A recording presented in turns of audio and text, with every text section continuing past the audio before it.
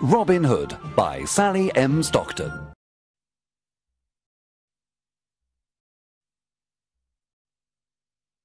Chapter 1. Robin Hood becomes an outlaw. Robin Hood was born near the end of the 12th century. His real name was Robert. He was the son of the Earl of Huntingdon. At that time, England had many problems.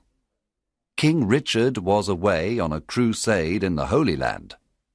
He was away many years. His brother, John, became king. He was a cruel and greedy king.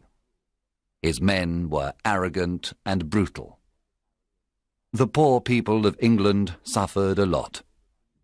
They paid very high taxes to King John and his sheriffs. Many families died of hunger.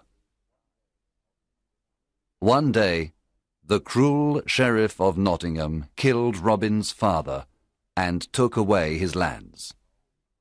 Young Robin lost his father, his home, his lands, and all his possessions.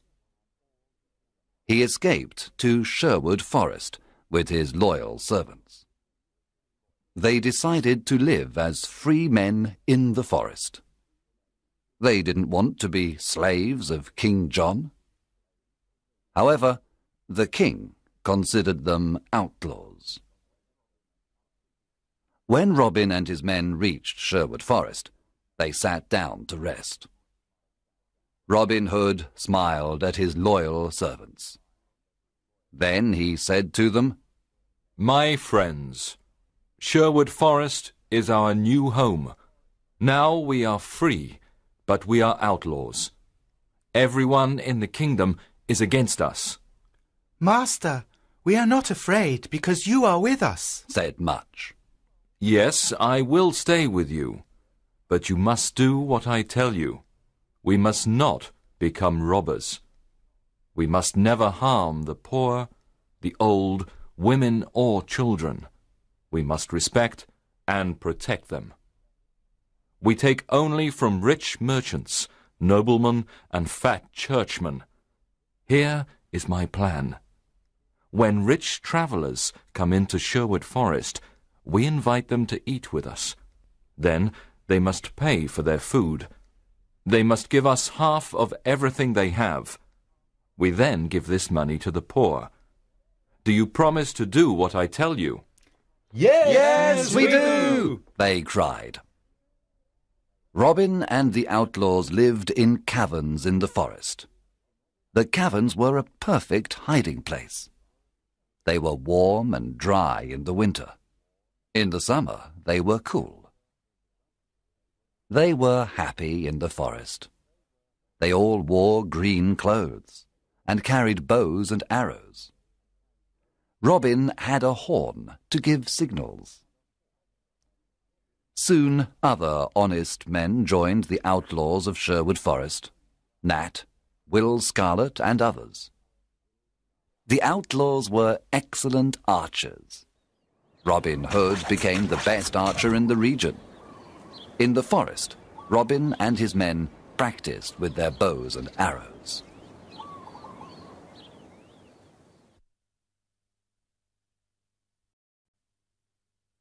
Chapter 2. Robin meets Little John. One day, Robin came to a stream with a small bridge. When he began to cross it, he heard a loud voice say, "I want to cross the stream first." Robin turned around and saw an enormous young man. He was very tall. "No, I was first," answered Robin. "Can you push me off the bridge?" asked the enormous man. He was holding a wooden staff. Robin cut a long branch from a tree and made a staff. Then he began to fight on the bridge. Robin was fast and light. But soon the enormous man pushed Robin into the water. He was very strong. The enormous man laughed. Then he pulled Robin out of the water. Robin started to laugh too. You are an honest fighter, said Robin. What is your name? My name is John Little. I am an honest man. I fought with good King Richard's men in the Holy Land. I made King Richard's sword and the swords of his men. He is a great king.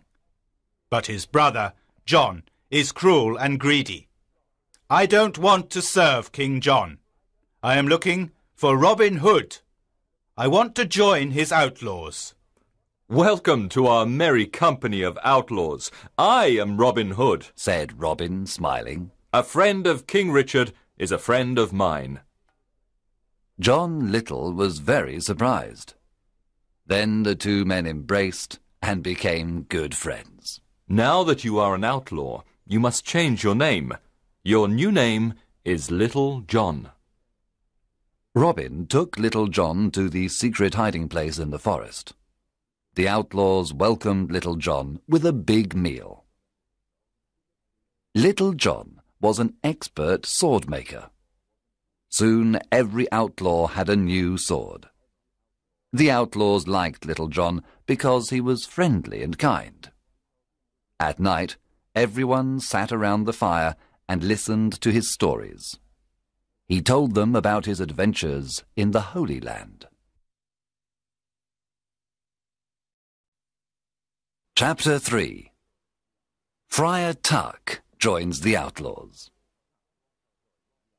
Will Scarlet told Robin that a big, fat man lived in a cavern near a river in Sherwood Forest. One day, Robin decided to meet him. He went to the river and saw a fat friar who was fishing.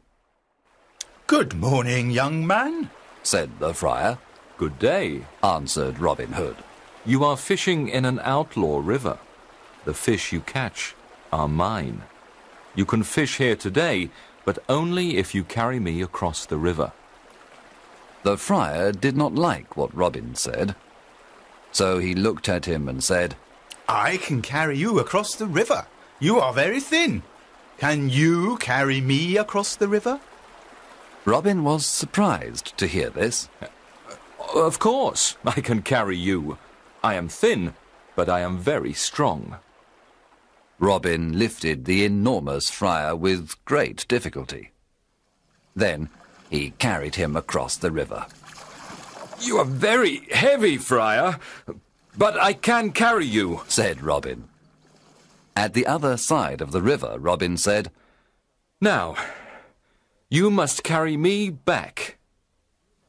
The friar started to carry Robin Hood across the river. But when they arrived at the middle of the river, the friar stopped. He sniffed Robin and said, Goodness, you smell like an old rat. You need a good cold bath. And so the friar threw Robin into the cold water. He laughed loudly and then pulled Robin to the riverbank. Robin was angry at first. Then he smiled and said, You were right. I needed a bath. I feel better now. My good friar, you are free to fish in this river when you want. Let us shake hands before I go away, said the friar. Oh, don't go away, said Robin. My name is Robin Hood. What? You are Robin Hood? asked the friar.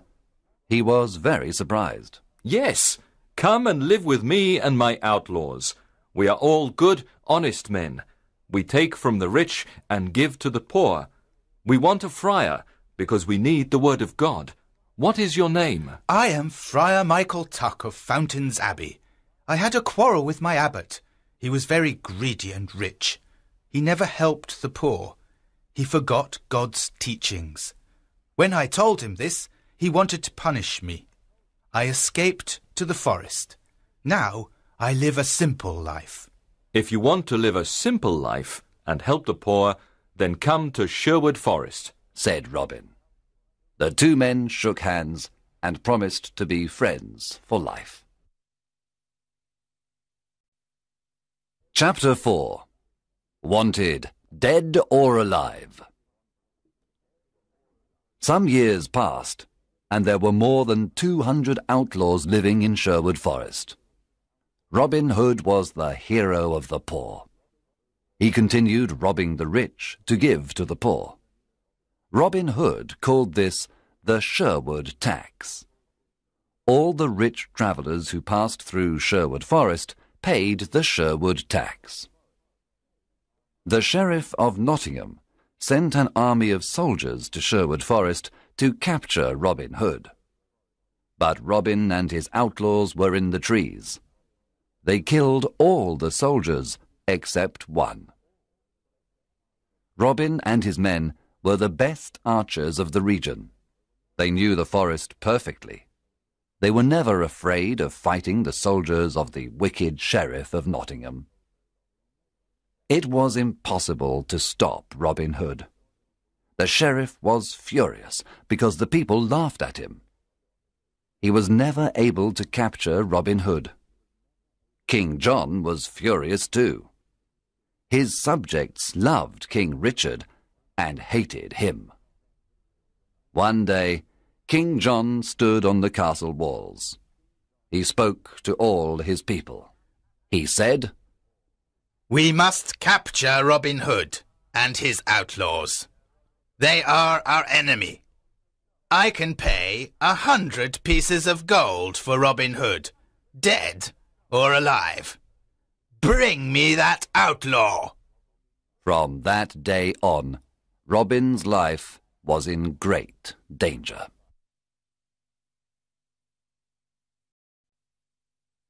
Chapter 5. Robin meets Maid Marian. When Robin Hood was a boy, his best friends were Marian Fitzwater and her brother Mark. Robin played with them and taught them to use the bow and arrow. He also taught them to fight with the sword. Robin loved only Maid Marian, and she loved only him. One spring day, Marian's father, Lord Robert Fitzwater of Malaset, said to her, "Marian, you are a beautiful maid. Soon you must marry. There is a very rich nobleman who wants to marry you." "What is his name?" Marian asked. "His name is Sir Guy of Gisborne, a good friend of the Sheriff of Nottingham." When Marian heard this, she was very unhappy. This was terrible. She did not want to marry Sir Guy of Gisborne.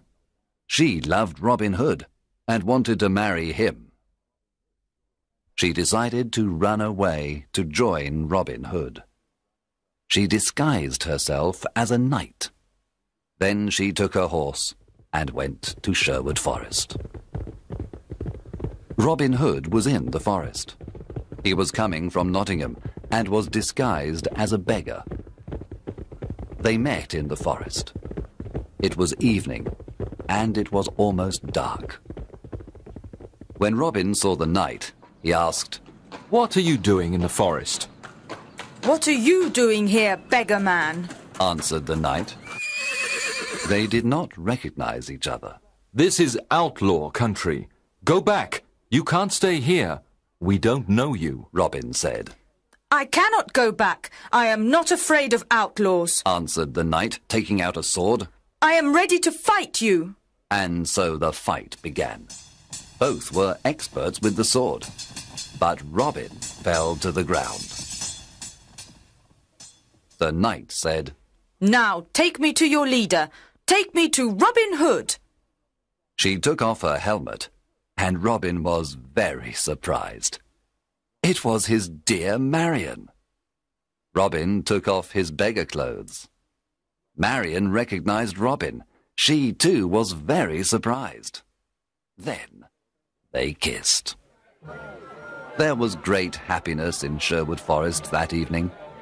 Marian and Robin were finally together. Friar Tuck married them after a few days. There was a big wedding celebration in the forest. Maid Marian was now part of Sherwood Forest. She was gentle and kind to all. Everyone loved her.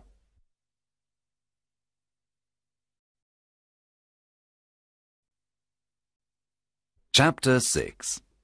The Sheriff's Ride. Robin Hood's fame was everywhere. The people called him Saint Robin and Robin, Sheriff of Sherwood Forest. A lot of new outlaws joined Robin Hood. They were loyal to him and followed him everywhere. The sheriff's men did not want to go to Sherwood Forest to capture Robin Hood. They were afraid. The Sheriff of Nottingham was very angry. He wanted to capture Robin, dead or alive. What is wrong with my men? They're afraid of Robin Hood. They're all stupid cowards. I don't need anyone. I'm going to Sherwood Forest alone. I'm not afraid of a legend. The sheriff left for Sherwood Forest alone. He entered the dark forest and saw no one for a long time. Suddenly, a group of outlaws jumped down from the treetops. They made a big circle around the sheriff. Then they took out their swords. The sheriff was terrified. His face became white. One outlaw said, "Well, well, what do we have here? The Sheriff of Nottingham in person!" Oh, please, don't kill me, said the cowardly sheriff. I can give you everything I have. The outlaws laughed at the sheriff and said, "Our master is waiting for you." Robin Hood? asked the sheriff. Yes, Robin Hood. You are invited to eat with us. I'm not hungry. Let me go. I can give you money, gold, jewels. But please, let me go, the sheriff said. "Start walking, you butcher," said Will Scarlet. The outlaws took the sheriff to Robin Hood. Let's kill him, the outlaws cried. Let's kill this fat butcher now. Robin Hood looked at the sheriff with disgust. He wanted to kill him too, but Marion stopped him.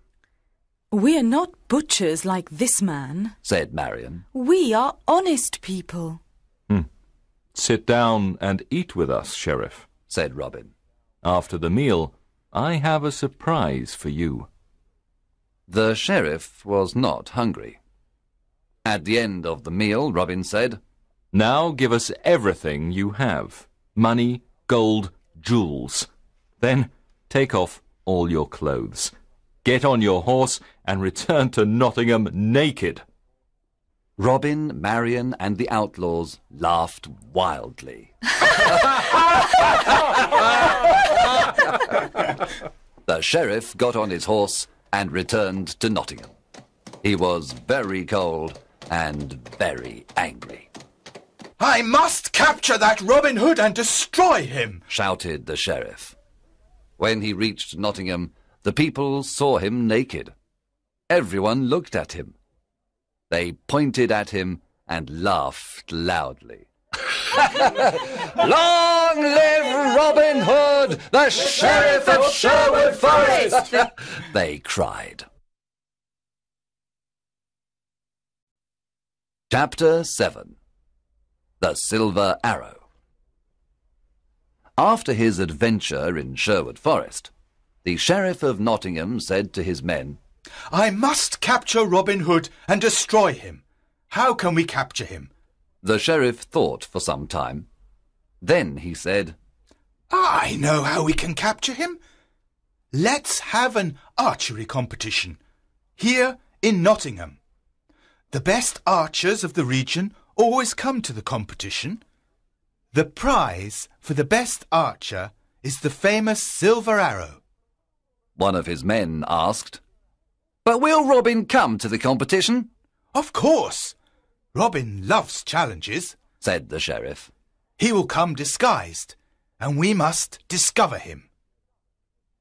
The sheriff's messengers went everywhere and told everyone about the competition. One day, Friar Tuck heard the news. He immediately told Robin and the outlaws.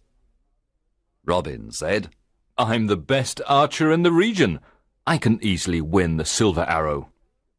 Oh, Robin, don't go, said Marion. It's a trap. The sheriff wants to kill you. Yes, Robin, said Friar Tuck. it's a trap. It's dangerous for you to go. I must go. I never refuse a challenge. I will disguise myself as a poor peasant. No one will recognize me. Can we come to protect you? asked Robin's men. Yes, you can come disguised as peasants too. You can stay in the crowd, but be ready to fight if necessary.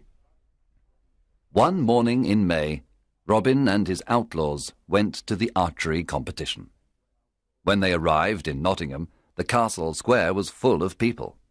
An archery competition was a special event. There were musicians, acrobats, children, lords and ladies.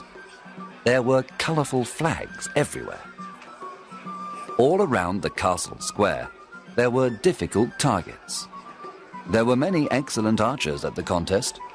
They all tried to hit the targets. But the best archer was the peasant in the red cloak and hood. He hit all the most difficult targets. The crowd shouted with joy. He was the winner. The sheriff was silent. He knew that the peasant with the red cloak and hood was Robin.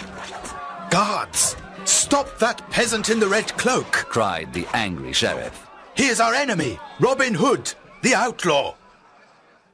The sheriff's guards ran to capture Robin. But Robin's men attacked the guards. There was a lot of fighting. Robin and his men killed or injured most of the sheriff's men. Then they quickly left Nottingham and returned to Sherwood Forest. When they arrived, they celebrated their victory.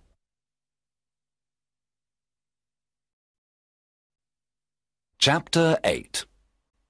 Allen a Dale. Robin and Marion were walking through the forest when they saw a young man sitting near a river. He was playing a lyre and singing a sad song. Who are you?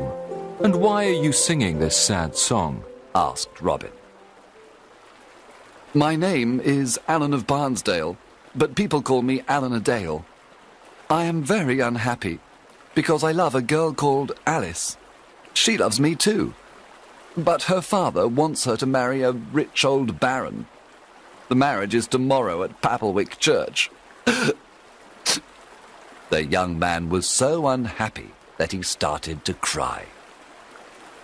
Robin and Marion looked at each other.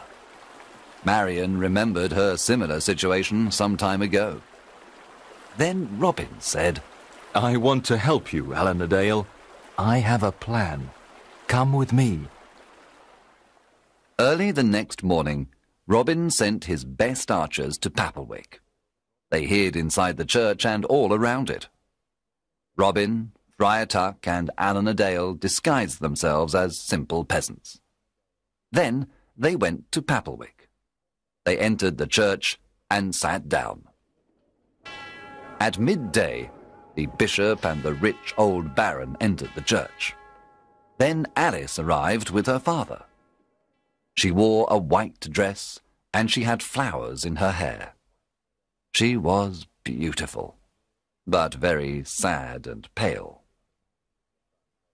When the bishop began the marriage ceremony, Robin stood up and said, My lord, an ugly old man cannot marry this beautiful young woman.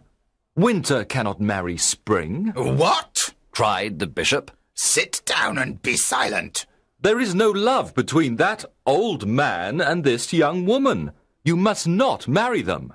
The bishop was furious. He cried, Guards, arrest this peasant immediately. At that moment, Robin's men stood up and pointed their bows and arrows at the guards. The guards did not move. The bishop ran out of the church. Allen a Dale ran to Alice and embraced her. My sweet Alice, I want to marry you. Alice was very happy and said, You are the only man I want to marry. Friar Tuck married the happy couple at Papplewick Church. Then everyone returned to Sherwood Forest to enjoy the wedding banquet. Eleanor Dale and Alice lived in Sherwood Forest with Robin, Marian, and the outlaw.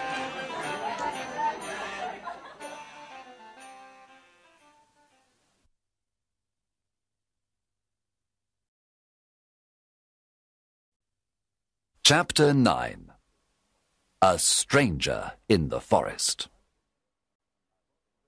One evening, Robin was hunting in the forest. He saw a knight riding an old, tired horse. The knight wore the red cross of the Crusader. Good evening, young man, said the knight. What is the name of this forest? This is Sherwood Forest, sir, answered Robin. I have come from the Holy Land. I was there for many years. I fought many wars against the Turks. Now I am very tired and hungry, said the knight. Robin said, Brave knight, come and eat with me and my men. You can stay with us tonight. Thank you for your offer. I am happy to accept it. The two men rode through the forest together. Robin told the stranger about greedy King John and his wicked sheriff. He told him how the poor people suffered. He explained why he became an outlaw. The stranger listened carefully. There was a good meal of roast pork that evening. The stranger liked the merry company of Robin, Marian, and the outlaws. He talked about his adventures in the Holy Land. At the end of the meal, Robin stood up and said, Let us drink to good King Richard, and to his return. Everyone cheered and drank to good King Richard and to his return. To King Richard! Then the stranger stood up, took off his head covering, and said, My friends, I must tell you the truth. I am not a knight. I am your King Richard, also called the Lionheart. There was silence for a moment. The surprise was so great. Then everyone at the table cheered and cried, Welcome home, King Richard! Everyone knelt down. Robin said, We thank God for King Richard's return. I am a lucky king. I have loyal people, said King Richard, with tears in his eyes. I know that my brother John and his men are dishonest and greedy. Now I am here to punish the bad and bring justice to all. King Richard looked at everyone and said, You are not outlaws anymore. You are now free men, and all friends of mine. Robin, the lands of Locksley are yours again. You can all leave Sherwood Forest and live as free men. There was great excitement in the air. That night, King Richard slept in Sherwood Forest. The following morning, he rode to Nottingham with Robin, Marian, and his friends of Sherwood Forest. When the sheriff saw them, he ran away and never returned. After the king's return, Robin, Marian, and Little John went to Locksley. They lived a long and happy life. Some of the outlaws returned to their old homes and villages. Some went looking for adventure. Others became soldiers in the king's army.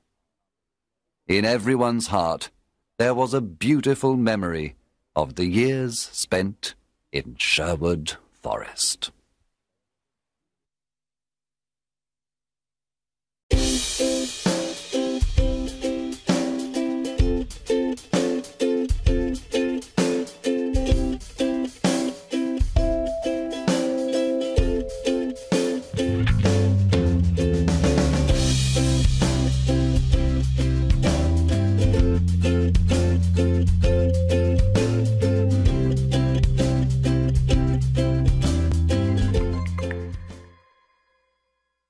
Hi, welcome to Daily Pronunciation. Today's word is chastise. This is a verb which means to discipline or punish. For example, you can say, Dan's mother chastised him for talking in church. Now, I am going to demonstrate how to pronounce the word. Please watch closely how I use my lips, teeth, jaw, tongue, and facial muscles to say the word chastise. Chastise. Chastise. Chastise. Chastise. Chastise. Chastise. Thank you for watching. See you tomorrow.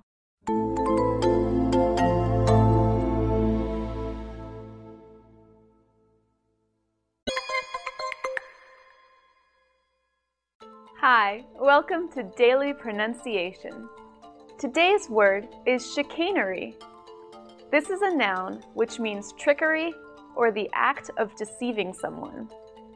For example, you can say, the new governor was accused of chicanery after raising sales tax despite his campaign promise of tax cuts. Now, I am going to demonstrate how to pronounce the word. Please watch closely how I use my lips, teeth, jaw, tongue, and facial muscles to say the word chicanery. Chicanery. Chicanery. Chicanery. Chicanery. Chicanery. Chicanery.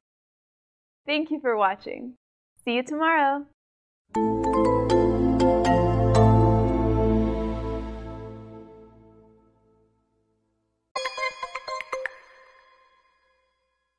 Hi, welcome to Daily Pronunciation.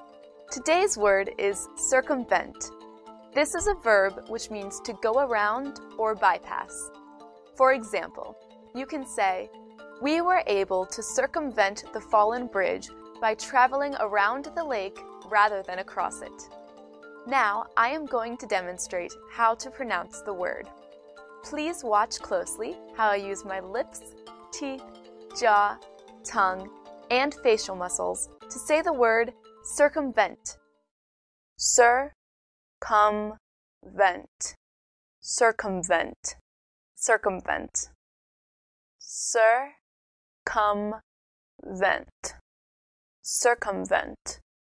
Circumvent. Thank you for watching. See you tomorrow.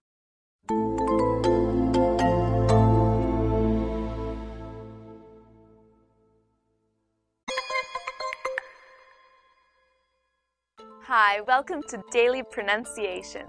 Today's word is collaborative. This is an adjective which means characterized by working together.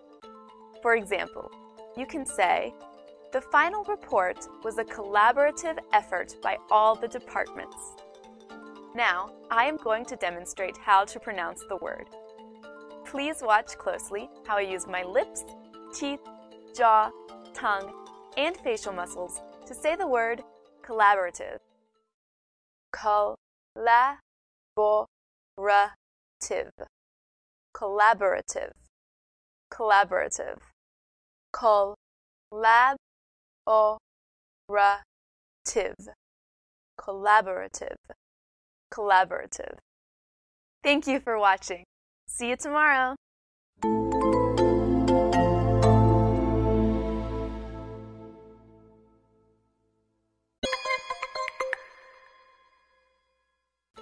Hi, welcome to Daily Pronunciation. Today's word is collusion. This is a noun which means an illegal agreement or arrangement between two or more parties. For example, you can say, the Justice Department launched the collusion investigation, digging for evidence for price fixing amongst the major oil companies. Now I'm going to demonstrate how to pronounce the word. Please watch closely how I use my lips, teeth, jaw, tongue, and facial muscles to say the word collusion. Collusion. Collusion. Collusion. Collusion. Collusion. Collusion. Thank you for watching. See you tomorrow.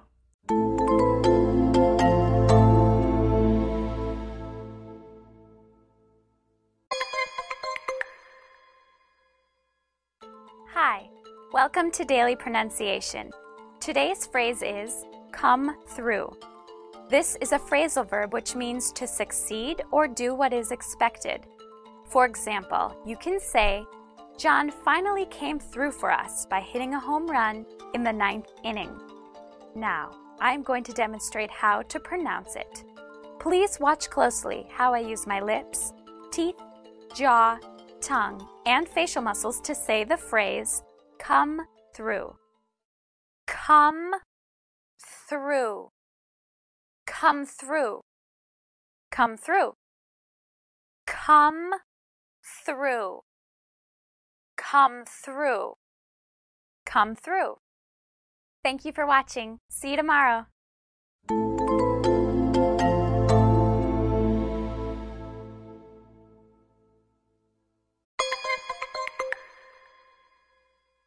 Hi, welcome to Daily Pronunciation. Today's word is communicate. This is a verb which means to give or exchange thoughts, feelings, or information. For example, you can say, it is important that both branches of the business communicate with each other on key issues. Now, I am going to demonstrate how to pronounce the word. Please watch closely how I use my lips, teeth, jaw, tongue, and facial muscles to say the word communicate. Communicate. Communicate. Communicate. Communicate.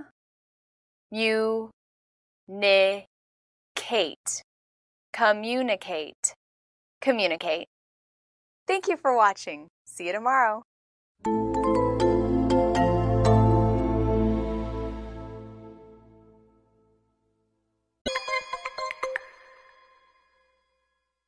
Hi, welcome to Daily Pronunciation.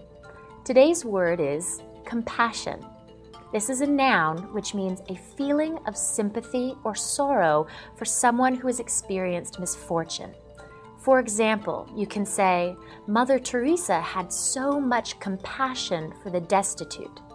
Now, I'm going to demonstrate how to pronounce the word.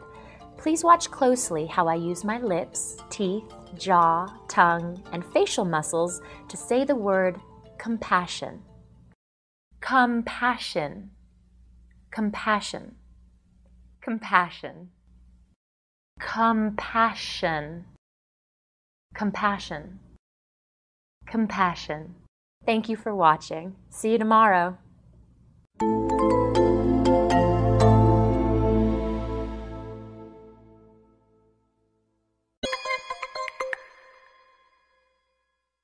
Hi, welcome to Daily Pronunciation. Today's word is conciliatory. This is an adjective which means willing to make concessions. For example, you can say, after the big fight, the meeting between Amanda and John was conciliatory. Both of them were willing to compromise. Now I am going to demonstrate how to pronounce the word. Please watch closely how I use my lips, teeth, jaw, tongue, and facial muscles to say the word conciliatory. Conciliatory. Conciliatory. Conciliatory. Conciliatory. Conciliatory. Conciliatory. Thank you for watching. See you tomorrow.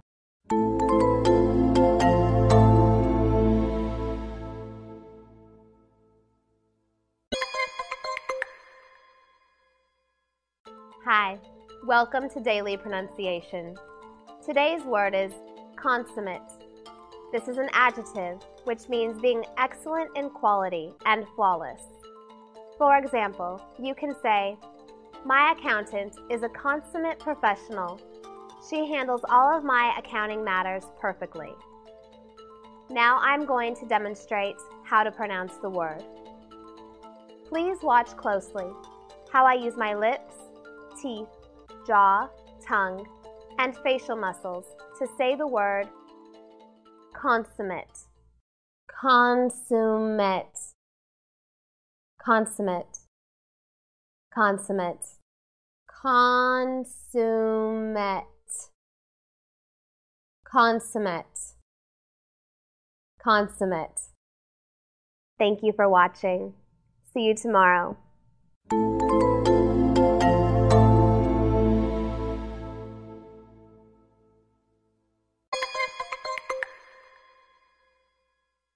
Hi, welcome to Daily Pronunciation. Today's word is de facto. This is both an adjective and an adverb. As an adjective, it means in reality, not formally recognized. For example, you can say, "John was the de facto judge in the case." Now, I am going to demonstrate how to pronounce the word. Please watch closely how I use my lips, teeth, jaw, tongue, and facial muscles to say the word de facto. De facto. De facto. De facto. De facto. De facto. De facto. Thank you for watching. See you tomorrow.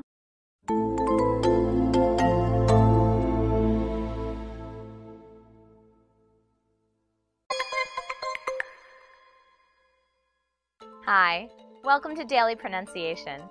Today's word is deforest. This is a verb which means to clear a forest of trees. For example, you can say, "No laws were in place to stop the group from deforesting the area." Now, I am going to demonstrate how to pronounce the word. Please watch closely how I use my lips, teeth, jaw, tongue, and facial muscles to say the word deforest. De-for-est.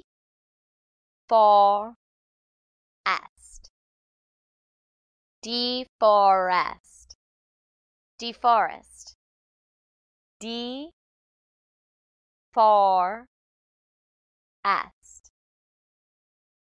Deforest. Deforest. Thank you for watching. See you tomorrow.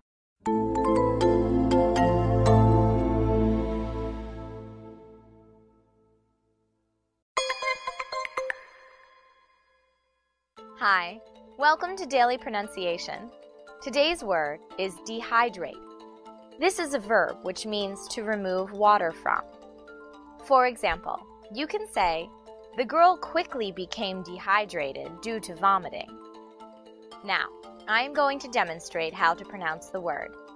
Please watch closely how I use my lips, teeth, jaw, tongue, and facial muscles to say the word dehydrate. Dehydrate. Dehydrate. Dehydrate. Dehydrate.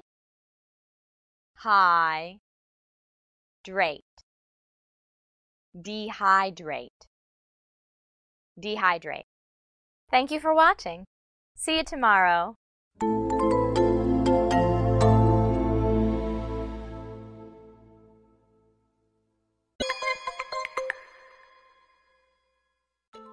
Hi, welcome to Daily Pronunciation. Today's word is deity. This is a noun which means a god or someone or something that is considered as a god. For example, you can say, "In our capitalistic society, some may argue that money may have become the only deity that millions of people believe in." Now, I'm going to demonstrate how to pronounce the word.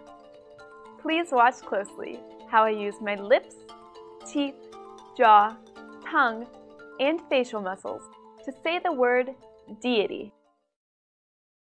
deity, deity, deity, deity, deity, deity. Thank you for watching. See you tomorrow.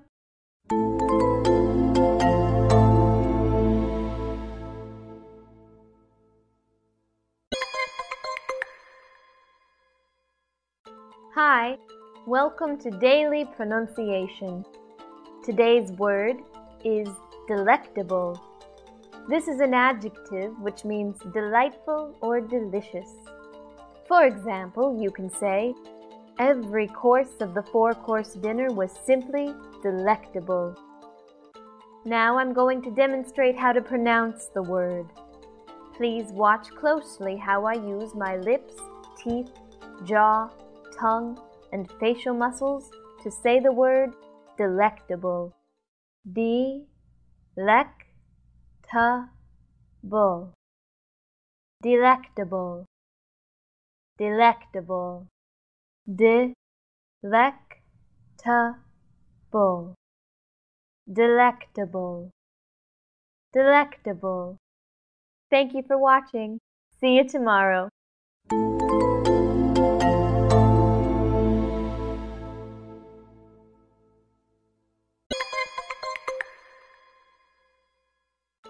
Hi, welcome to Daily Pronunciation.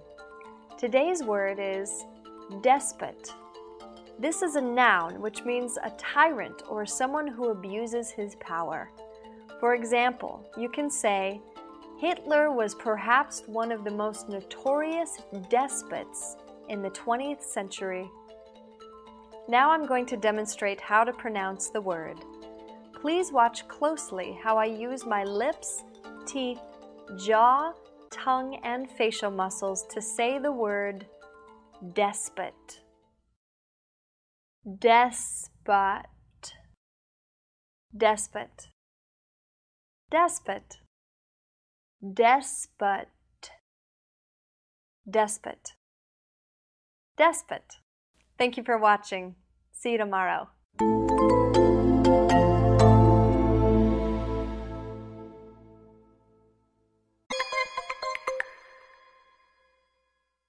Hi, welcome to Daily Pronunciation.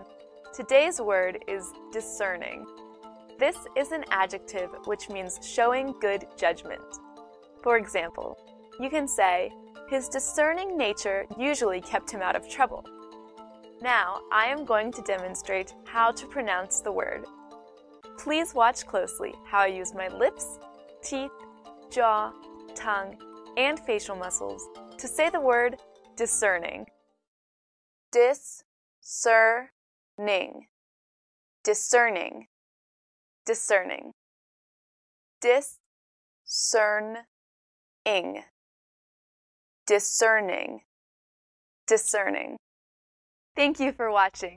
See you tomorrow.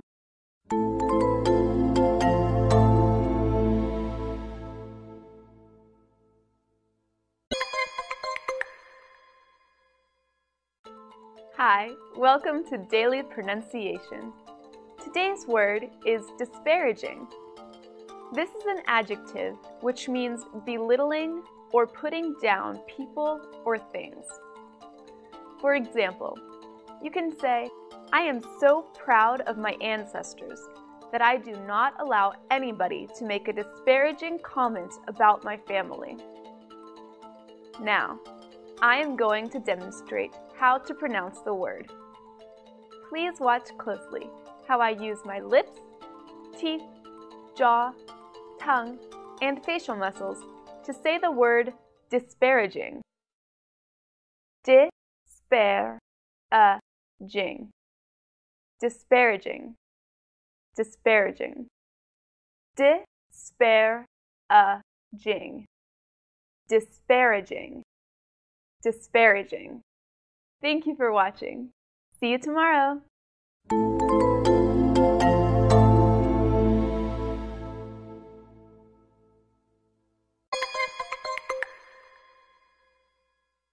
Hi, welcome to Daily Pronunciation.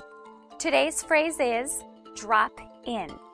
This is a phrasal verb which means to visit someone without an appointment. For example, you can say, my mother dropped in for a visit when I was just about to leave my apartment.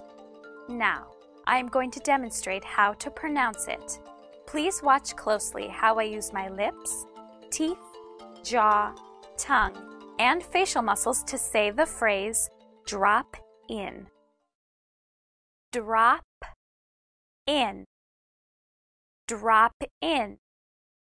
Drop in. Drop in. Drop in. Drop in. Thank you for watching. See you tomorrow.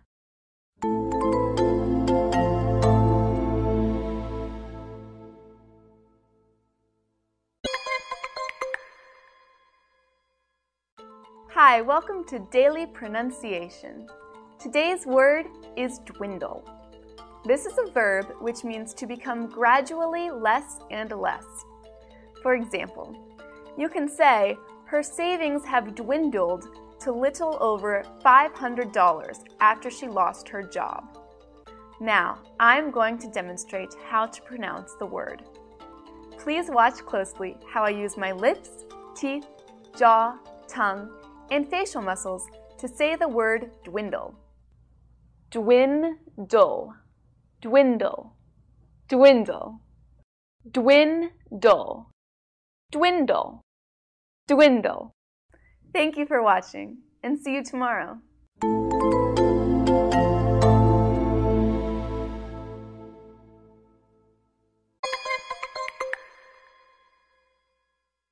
Hi, welcome to Daily Pronunciation. Today's word is edible. This is both an adjective and a noun. As an adjective, it means appropriate to be eaten. For example, you can say, all the decorative cake toppings are completely edible. Now, I am going to demonstrate how to pronounce the word.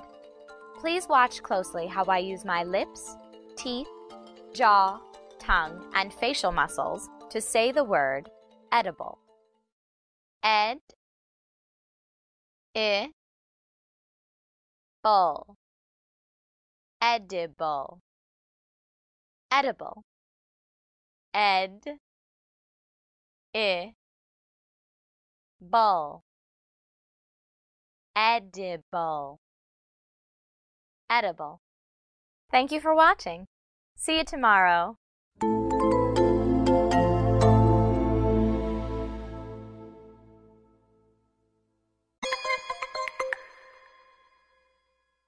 Hi, welcome to Daily Pronunciation. Today's word is eerie. This is an adjective which means uncanny or weird. For example, you can say, the empty house had an eerie feel. Now I'm going to demonstrate how to pronounce the word. Please watch closely how I use my lips, teeth, jaw, tongue, and facial muscles to say the word eerie. Ear, E, eerie, eerie, ear, E, eerie, eerie. Thank you for watching. See you tomorrow.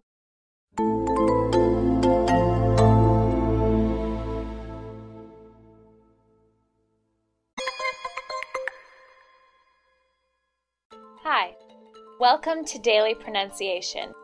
Today's word is egress. This is both a verb and a noun. As a verb, it means to exit. For example, you can say, I'm going to egress out the back door. Now, I am going to demonstrate how to pronounce the word. Please watch closely how I use my lips, teeth, jaw, tongue, and facial muscles to say the word egress. E-gress. Egress. Egress. Egress. Egress. Egress. Thank you for watching. See you tomorrow.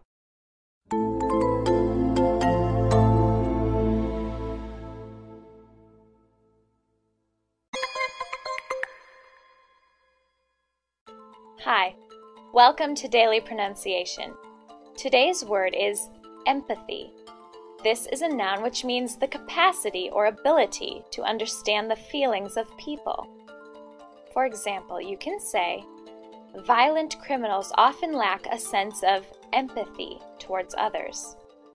Now, I am going to demonstrate how to pronounce the word. Please watch closely how I use my lips, teeth, jaw, tongue, and facial muscles to say the word empathy. Empathy.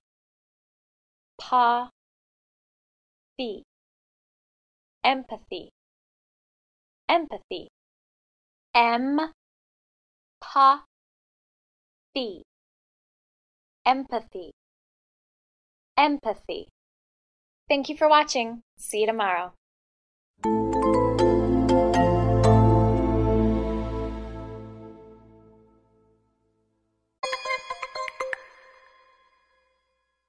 Hi, welcome to Daily Pronunciation. Today's word is encumber. This is a verb which means to hamper or burden. For example, you can say, we were encumbered by the heavy suitcases. We couldn't move quickly.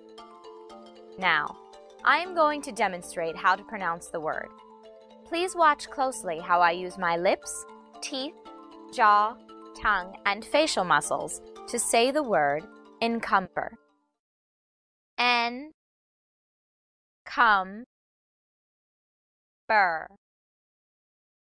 Encumber. Encumber. Encumber.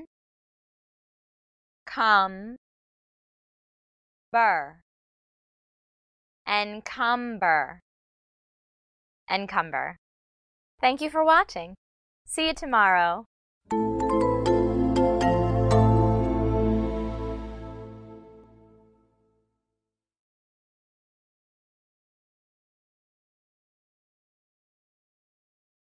Seaburgh is a small town by the sea on the east coast of England.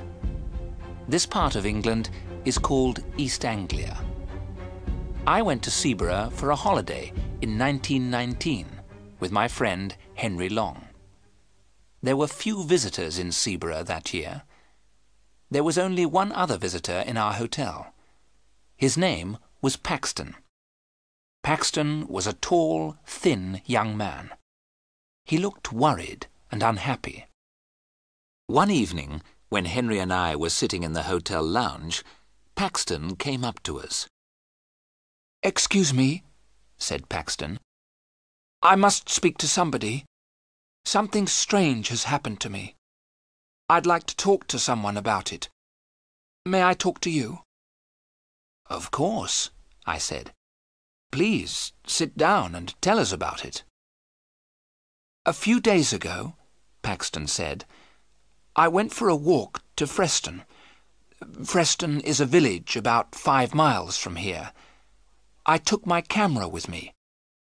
The church at Freston has an unusual door. I wanted to photograph it. There are 3 wooden crowns on the door. The village priest came out of the church. I asked him about the 3 crowns on the door. The priest told me a strange story. Many years ago, said Paxton, Anglia was a kingdom. The last king of Anglia died over 1,000 years ago. When he died, his 3 crowns disappeared. The people believed that the crowns were magic. They believed that the crowns were buried in different places. The crowns guarded the coast against enemies from across the sea. About 300 years ago, one of the crowns was found. It was secretly sold. No one knows what happened to it after that. "What about the other 2 crowns?"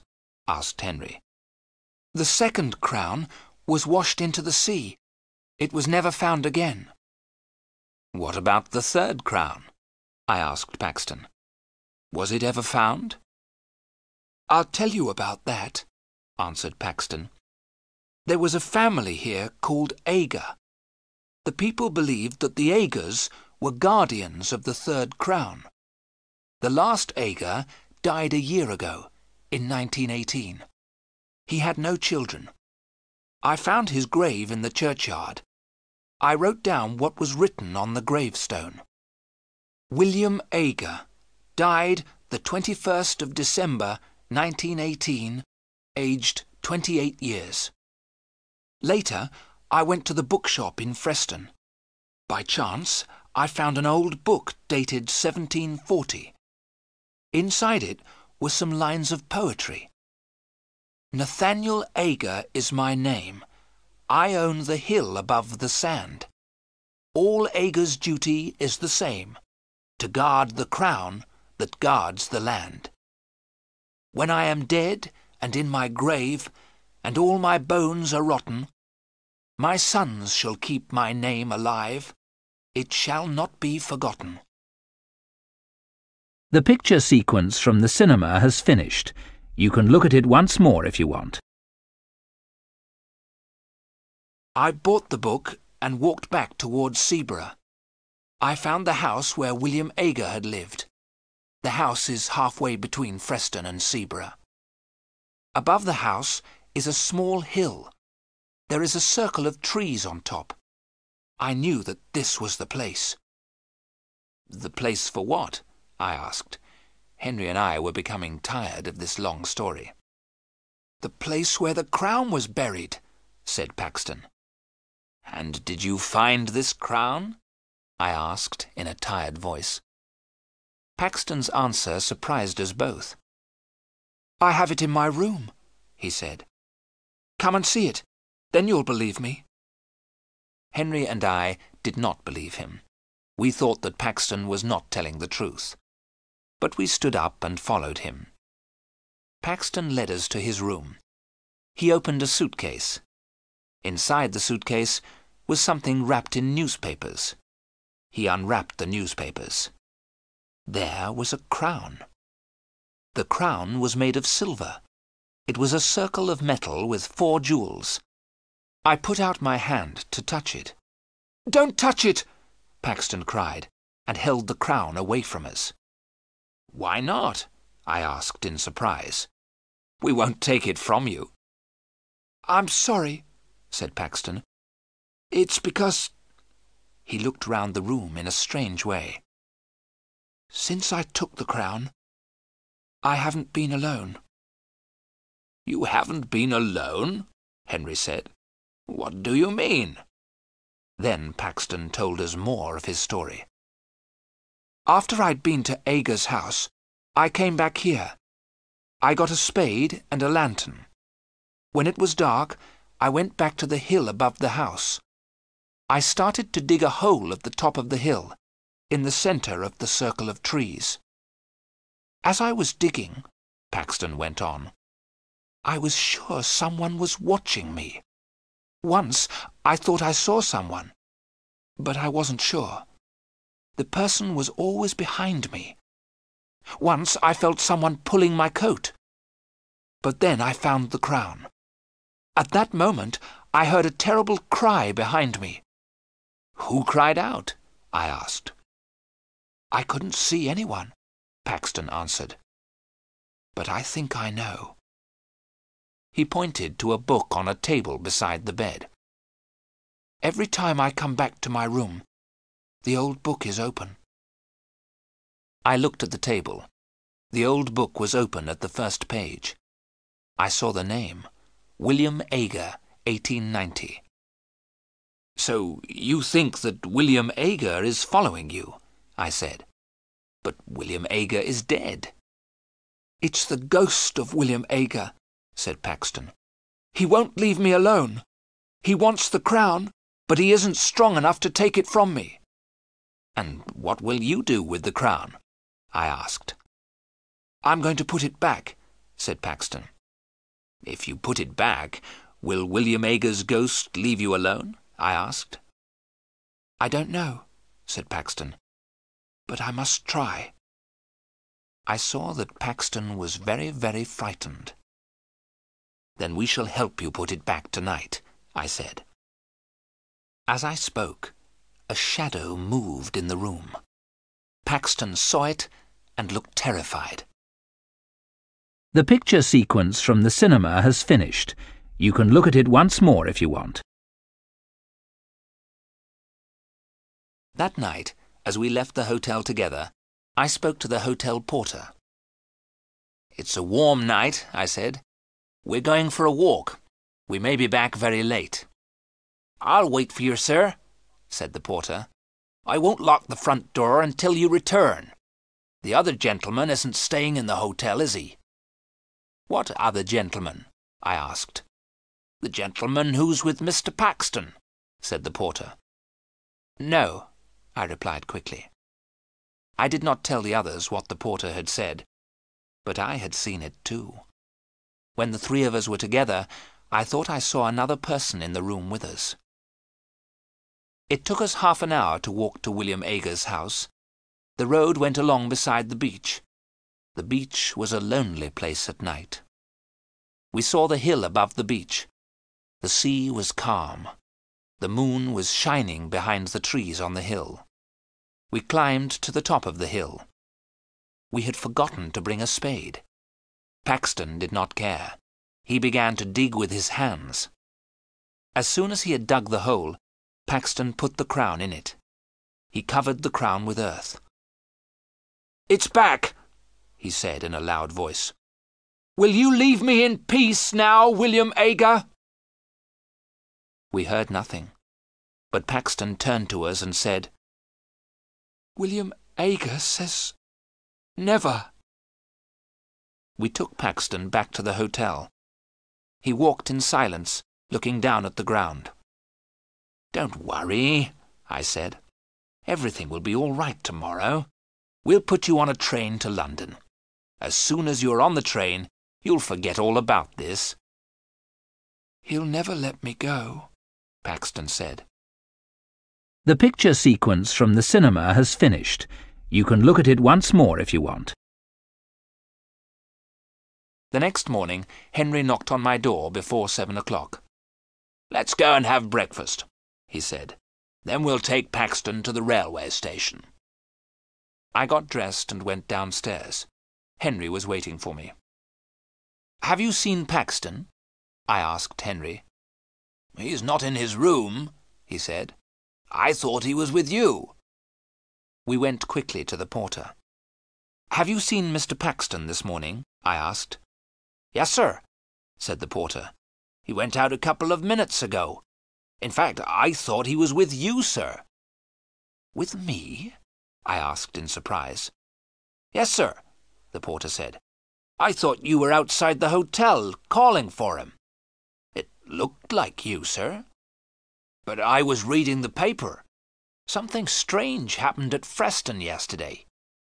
"What happened?" I asked. "A grave was opened at the church," the porter said. "The bodies disappeared." "Whose grave was opened?" I asked. "A man who used to live here," the porter replied. "A strange man called William Ager." Henry and I ran outside. Paxton was on the beach. He was walking quickly and waving to someone. We could not see who he was waving to. There was a thick mist coming from the sea. As we ran after Paxton, the mist became thicker. In a few seconds, we could not see Paxton, but we saw his footprints in the wet sand. The marks of his shoes were clear. There were other marks in the sand. They were made by someone who was not wearing shoes. The marks were strange. They were the shape of feet, but they were feet without flesh, only bone. We called Paxton's name. We thought we heard Paxton call our names. Then we heard a long and horrible scream. I shall never forget the sound of that scream in the mist.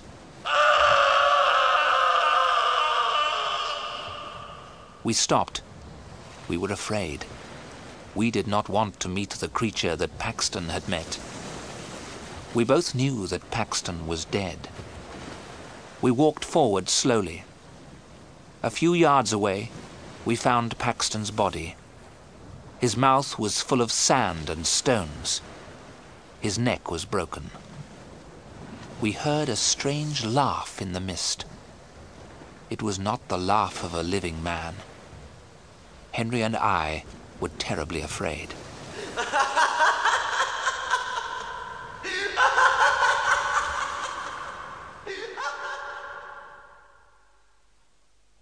The police asked us a lot of questions. They never found out who murdered poor Mr. Paxton. Henry and I did not tell the police what we knew. They would not have believed us. Henry and I did not go back to look for the Crown of Anglia. The crown is safe. We did not want to meet the ghost of the Guardian, William Ager.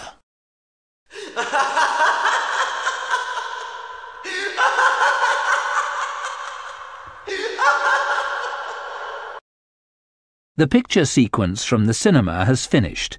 You can look at it once more if you want.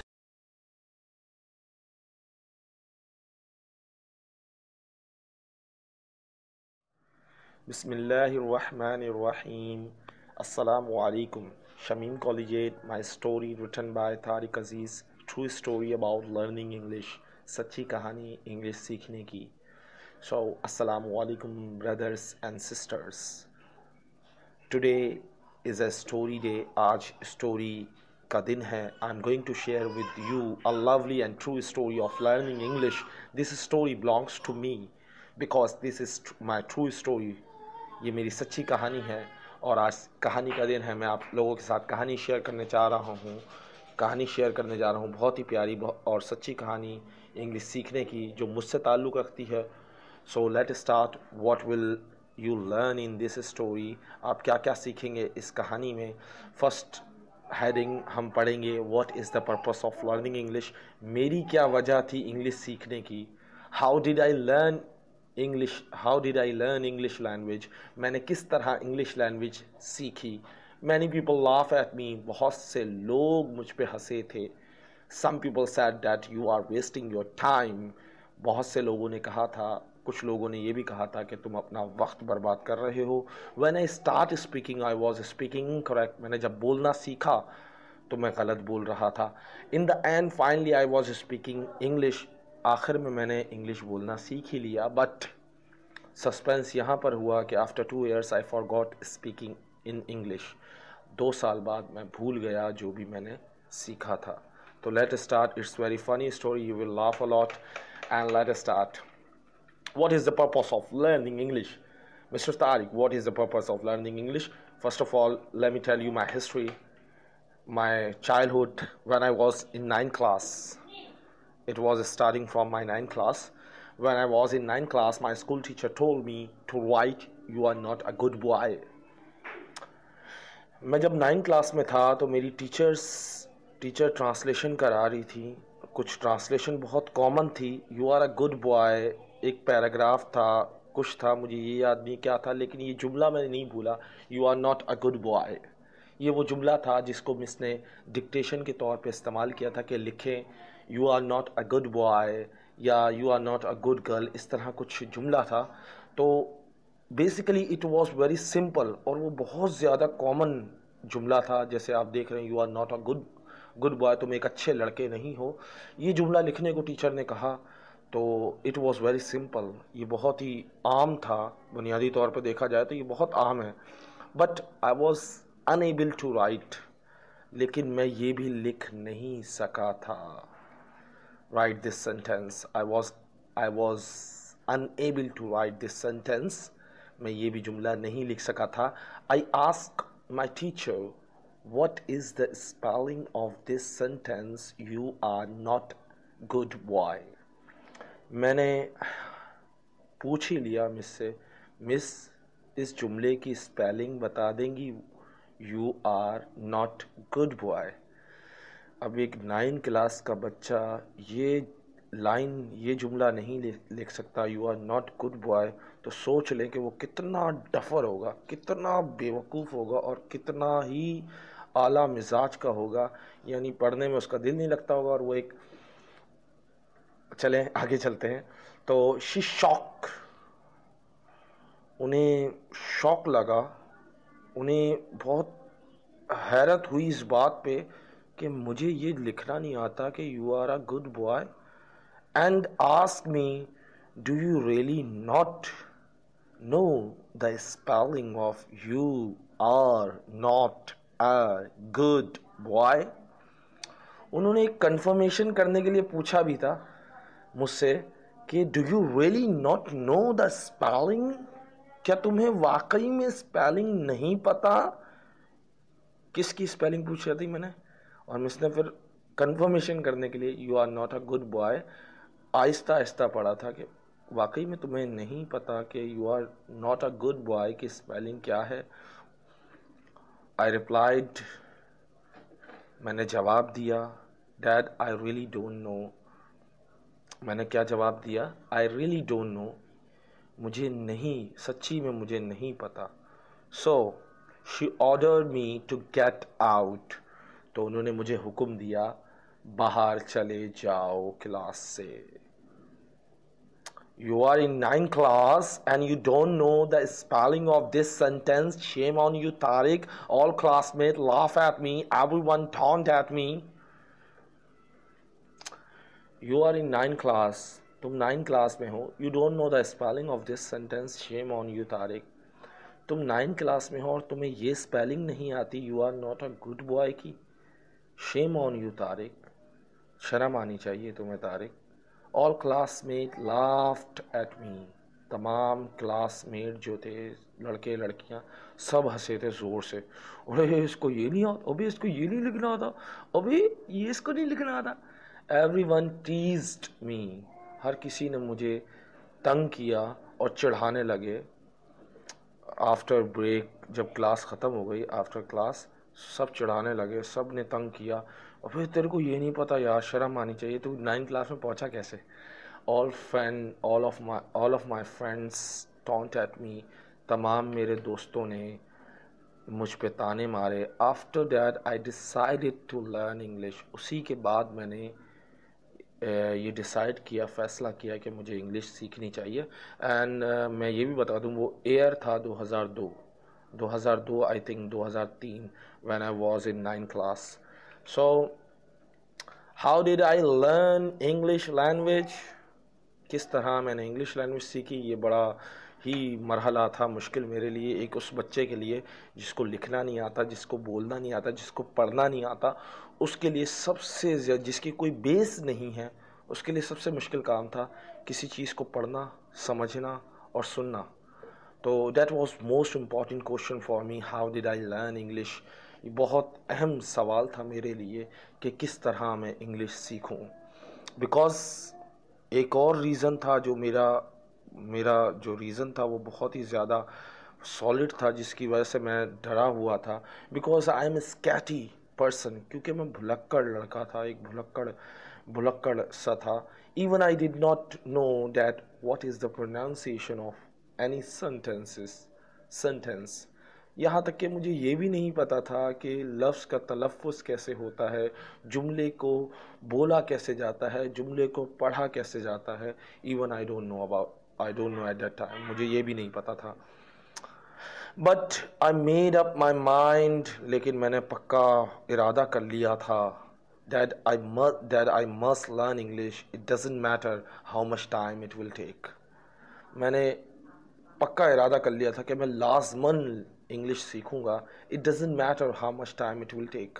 कि कितना ही वक्त क्यों ना लगे, मैं ज़रूर सीखूंगा. So I took admission in center daily. I spent 6 hours at that time. मैंने जब एडमिशन लिया क्लास में, लैंग्वेज सेंटर में, तो मैं 6 घंटे गुजारता था. 6 घंटे इस तरह कि मैं 4 बजे जाता था, 5 बजे क्लास होती थी, 5 से 6 क्लास के बाद एक कन्वर्सेशन क्लास होती थी 1 घंटा. उसके बाद मैं ग्रुप्स में जाके बैठ जाता था और सिर्फ सुनता था, क्योंकि समझ तो कुछ आता नहीं था, बीच में इंग्लिश बोल नहीं सकता था, तो खामोशी से जाके बीच में बैठ जाता था, जैसे बेवकूफ़ों की तरह. इसको घूर रहा होता था, उसको घूर रहा होता था, इधर घूर रहा होता तो उधर घूर रहा होता, staring a people and try to learn something. But at the time I was confuse a lot. और ये भी बता दूं, मैंने जो 9th क्लास में सीखा था, आफ्टर 2 months मैंने उसे छोड़ दिया था पढ़ना. फिर मैंने इंटर में आके मुझे रियलाइज़ हुआ कि मुझे दोबारा मैंने ये गैप छोड़ा था. 2004 में मैंने मैट्रिक किया और उसके बाद 2008 में जाकर मैंने दोबारा से इंटर किया, क्योंकि बीच में गैप आ गया था. काफ़ी गैप आ गया था। तो इंटर जब मैं करने लगा तो मैंने उस वक्त दोबारा 2007 या 2008 में, नहीं 2007 में मैंने एडमिशन लिया दोबारा से इंग्लिश लैंग्वेज सेंटर में और दोबारा से कैरी ऑन किया। तो ये 2 वक्त थे, एक तो 1 महीना 2 महीना मैंने वहाँ 6-6 घंटे लगाए थे, लेकिन उसका फ़र्क इतना नहीं पड़ा था मुझे, क्योंकि मैं किसी रीज़न की वजह से मैंने छोड़ दी थी, क्योंकि मैं डिसअपॉइंट हो गया था 3 महीने बाद कि मैं नहीं सीख सकता। 9 क्लास में मैं जब 6 महीने 3 महीने तक लगाए तो मुझे कुछ भी नहीं आया, तो मैं डिसअपॉइंट हो गया था, बिल्कुल ही डिसअपॉइंट। मैंने बोला मैं सीख ही नहीं सकता, क्योंकि मेरा तो खर दिमाग है, मेरा दिमाग ही नहीं है, मेरे पास भूसा है मेरे दिमाग में। तो ये सोच थी मेरी कि मैं नहीं सीख सकता उस वक्त। तो 9 क्लास में जब मैंने दोबारा इंटर में एडमिशन लिया आफ्टर 4 और 5 ईयर 3 इयर्स का गैप छोड़ा मैंने बीच में, वो कुछ रीज़न था जिसका। तो उस रीज़न के बाद जब मैंने एडमिशन लिया तो मेरे को बहुत ज़्यादा फेस, क्योंकि तमाम सब्जेक्ट इंग्लिश में होते थे तो मुझे बहुत ज़्यादा प्रॉब्लम्स हुई। तो मैंने दोबारा से इंग्लिश लैंग्वेज में एडमिशन लिया और दोबारा से मैं 6 आवर स्पेंड करता, और किस तरह स्पेंड कर रहा था, let's see. I didn't know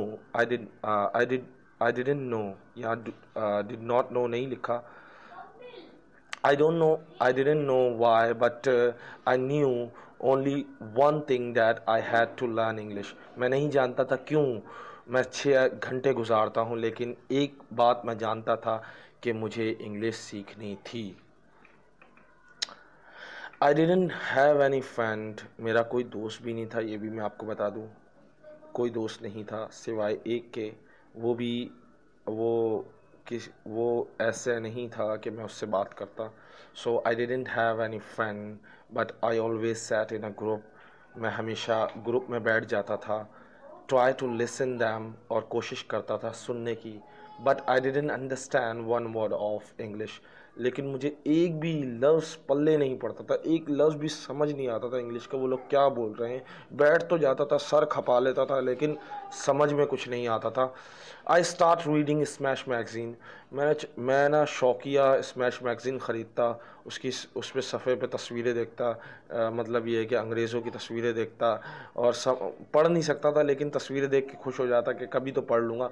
वो जमा करते इतने सारे हो गए, साल अब तक मैं लेता हूँ। और सोचे मेरे पास कितने स्मैश मैगज़ीन होंगे, इतने होंगे कि मैं सोच भी नहीं सकता, लेकिन उनमें से रीडिंग सिर्फ मैंने किए होंगे 4-5। खैर, आई स्टार्ट रीडिंग। मैंने कोशिश की, थोड़ा एक लाइन पढ़ता फिर बंद कर देता, एक लाइन पढ़ता फिर बंद कर देता, क्योंकि दिल ही नहीं लगता था। दिल जब लगे ना, जब पढ़ सके। As well as Saturday Dawn newspaper. मैंने कोशिश की कि डॉन न्यूज़पेपर जो सैटरडे का बच्चों का आता है, बच्चों का नहीं, वो यंगस्टर का होता है, वो पढ़ने की कोशिश करूं, लेकिन वो भी पल्ले नहीं पड़ रहा था। इतना आसान था वो। अब मैं सोचता हूं कि अगर मैं उस वक्त कोशिश करता तो शायद वो भी पढ़ लेता, लेकिन कोशिश ही नहीं की, क्योंकि सर में दर्द हो जाता था जब चीज़ पढ़ी ही नहीं जा रही, प्रोनाउंसिएशन लफ्ज़ की अदायगी ही नहीं आती। तो how can I spend my time on reading. कैसे मैं अपना टाइम बर्बाद करता रीडिंग पर, जो मुझे पढ़ना ही नहीं आता। तो let me clear one thing, at that time I was unable to read and also did not understand Smash and Dawn. और उस वक्त भी मुझे पढ़ना नहीं आता था और समझना भी नहीं आता था स्मैश मैगज़ीन और Dawn newspaper. I start watching Disney channel. मैंने उस वक्त डिज़नी चैनल आता था, मिली साइरस के ड्रामे आते थे इंग्लिश के, तो मैं वो देखना शुरू हुआ। तो that was very benefit for me. वो मेरे लिए बहुत ज़्यादा फ़ायदेमंद साबित हुए।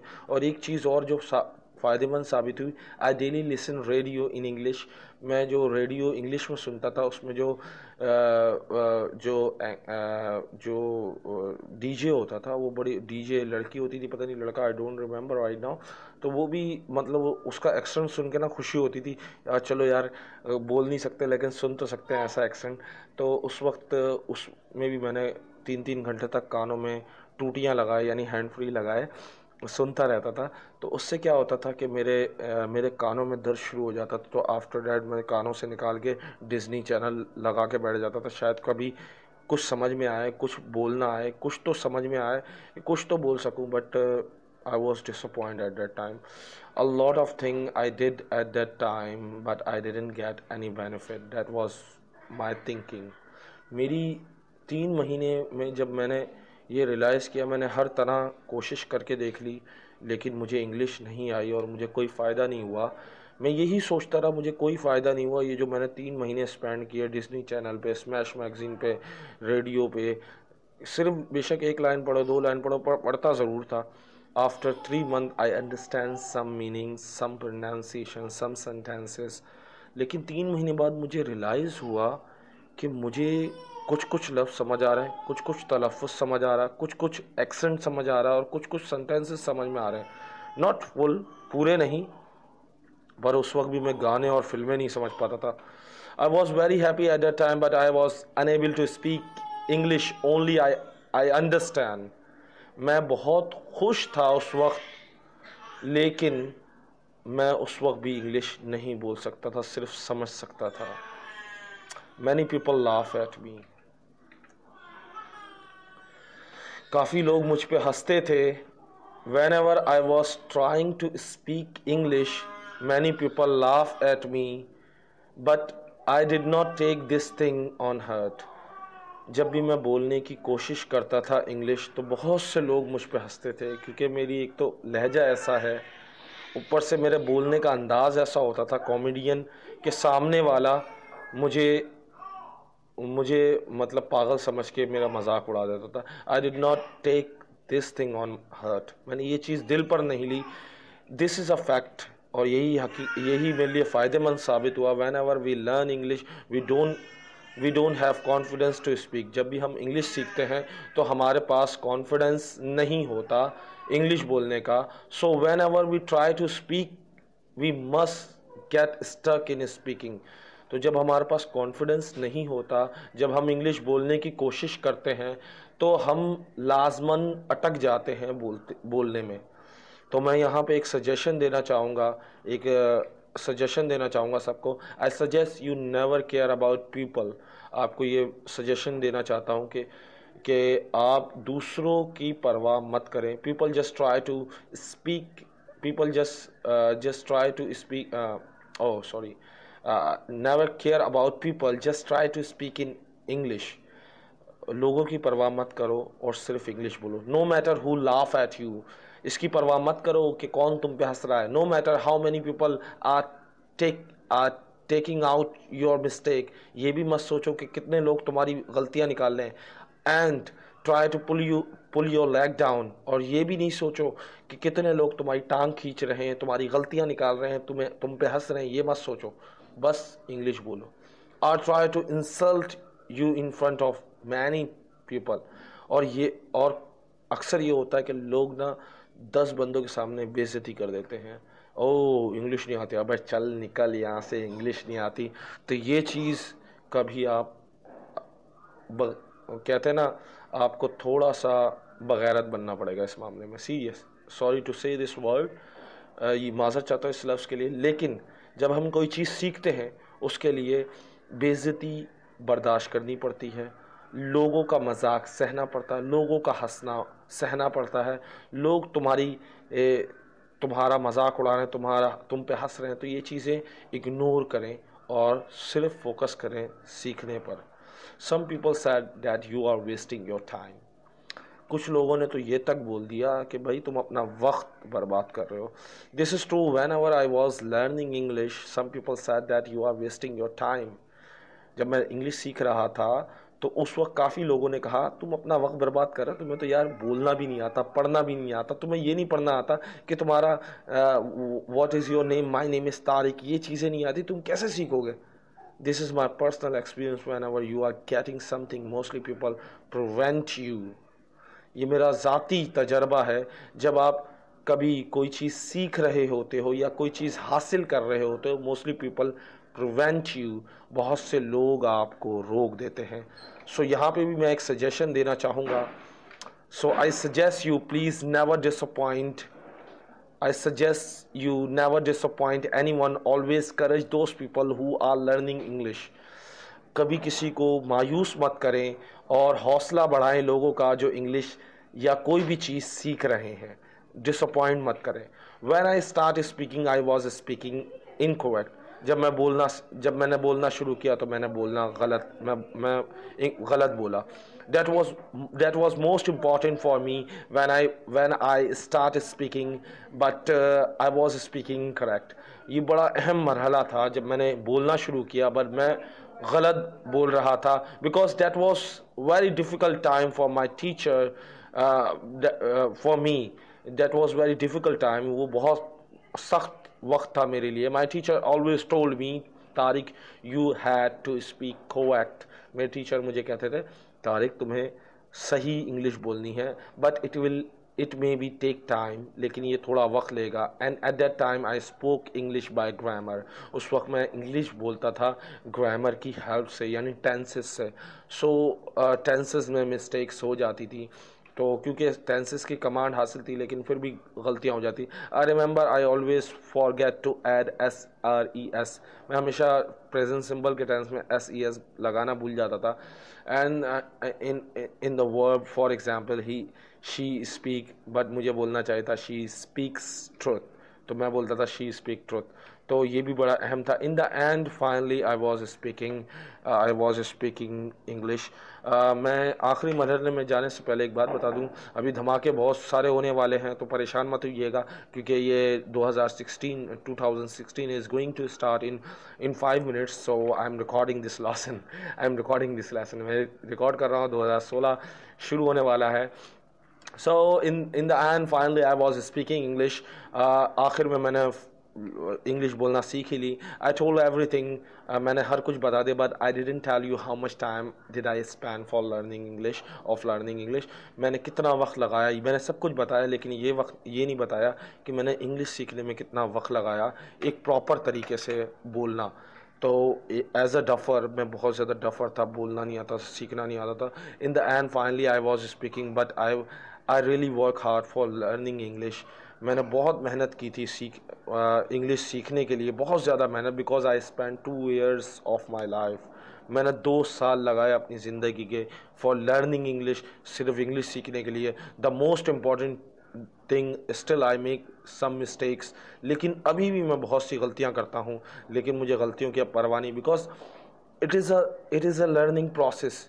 You and anyone can make mistake. हर कोई गलती कर सकता है, because it is a part of life. Mistake is a part of life. गलतियाँ ज़िंदगी का हिस्सा है. So never scare of making mistake. डरे मत गलतियाँ करने से. But I'm still learning new vocabularies, new sentences. I always say this line, nobody is perfect and I'm nobody. After 2 years I forgot speaking in English. ओ तेरी तो शाबाश. ये मैंने पैराग्राफ नहीं लिखा, लेकिन let me tell you, after 2 years what happened, how I forgot speaking English. मैंने किस तरह इंग्लिश बोलना भूल गया. This is very important thing for me, because after that when I was speaking English, nobody was there to speak with me. कोई भी नहीं था मेरे साथ बात करने वाला. Even everyone speak Urdu, Punjabi, Sindhi, Balochi, even Saraiki, even Pashto, but nobody helped me or chat with me or talk with me in English. So it is very difficult time for me. When I go for interview, I realize English language is not necessary, education is necessary. So and second thing is I was too disappointed because I didn't have education at that time, because I was in first year. I was in 11th class, and after that I got job in many companies. So they're all are Punjabi speaking or Pashto speaking, but nobody speak in English. कोई भी English ही नहीं बोलता था. तो how can I remember vocabulary, sentences, tenses and grammar? I forgot each and everything. Even 2 years I did job. I got job in one United Bakery. So my timing is 12. My timing is I think 10 hours. 10 hours. 10 hours I spent there, and 10 घंटे गुजारता था. So at that time I didn't realize I was forgetting speak in English. मैं उस वक्त मुझे महसूस नहीं हुआ कि मैं इंग्लिश बोलना भूल रहा हूँ, because 10 hour I spend in my job. मैं 10 घंटे गुजारता था जॉब में. I do work hard, मैं मेहनत करता था, but I didn't hear or I didn't speak in English at that time. In 2 years, I do that job for 2 years. मैंने 2 साल वो जॉब की, but I didn't hear any English language and I didn't speak English language there. मैंने ना सुनी English ना बोली, so I definitely forgot. But how did I realize why should I start again? Because this is very fantastic. This is very sad time for me. I remember that was Ramadan the. I had a fast. मेरा रोज़ा था. So at the time I received a call from honors family. Some lady said, "Oh, क्या बोलते हैं उसको, 2 samosa and 2 pakode, मतलब 2 kg samosa and pakode, like these type of things they order, and by mistake I deliver at wrong place. So at that time they call again and said, "Oh, yeah, we didn't receive anything yet. हमें अब तक कुछ नहीं मिला." So I said sorry, but they shout at me, they misbehave with me, because I was employee, so they can do this. So at that time I realized education is very necessary. English language is very necessary. Both things are very necessary. So I start my study again and again. I start revise my all tenses, all vocabulary, but I forgot 5,000 vocabulary. I learned 5,000 vocabulary. Now I don't remember pronunciation, and also I don't remember meanings. Even I recorded more than 80 video record कर ली, but I didn't remember my sentences, my vocabulary. What did I teach you? I don't remember right now, because if you ask me what is the meaning of this, so I will not reply, because I don't know, because I'm scatty. Maybe this is my fault. This is my fault. But this is true. So hope you enjoy this. But one thing I want to say, never disappoint. Just keep working hard, keep learning. This is very necessary. You have to learn consistency. आपको consistency यानी एक रवानी, एक रोज़ाना के अंदाज में you have to learn daily. Even you spend 3 hours, even you spend half hour or 30 minutes or 40 minutes or 60 minutes, but you have to spend, even you spend 20 minutes, but you have to spend daily with consistency. If you don't do with consistency, you will forget. Even if you don't have time to listen, so try to speak. If you don't have time to speak, so try to watch. If you don't have time to watch, so just listen radio. Just anytime, try to take time for reading, writing, speaking, listening, and watching. This is very necessary thing for speaking English. You have to connect with English if you don't want to forget English. अगर आप नहीं भूलना चाहते तो आपको किसी ना किसी तरह इंग्लिश से ताल्लुक़ रखना पड़ेगा. If you if you don't give time, you will forget. अगर आप वक्त नहीं देंगे तो आप भूल जाएंगे. Hope you enjoy this story. And how was my lesson? Please tell me, because there was so many mistakes. I think so, because I make mistakes. I make lots of mistakes. If there is any mistake, you can tell me. अगर कोई mistake है तो आप मुझे बताएं. Share my video with your friends. मेरी video अपने दोस्तों के साथ share करें and encourage them in speaking in English. उनका हौसला बढ़ाएं इंग्लिश बोलने में. Don't ever try to disappoint someone or discourage someone. ये कभी भी ना करें कि किसी का दिल दुखाएं या किसी को डिसअपॉइंट करें, किसी का हौसला पस्त करें. ऐसा मत कीजिएगा. So hope you enjoy. Allah Hafiz. Take care. www.facebook.com online English language. Allah Hafiz. Take care. Hasta la vista.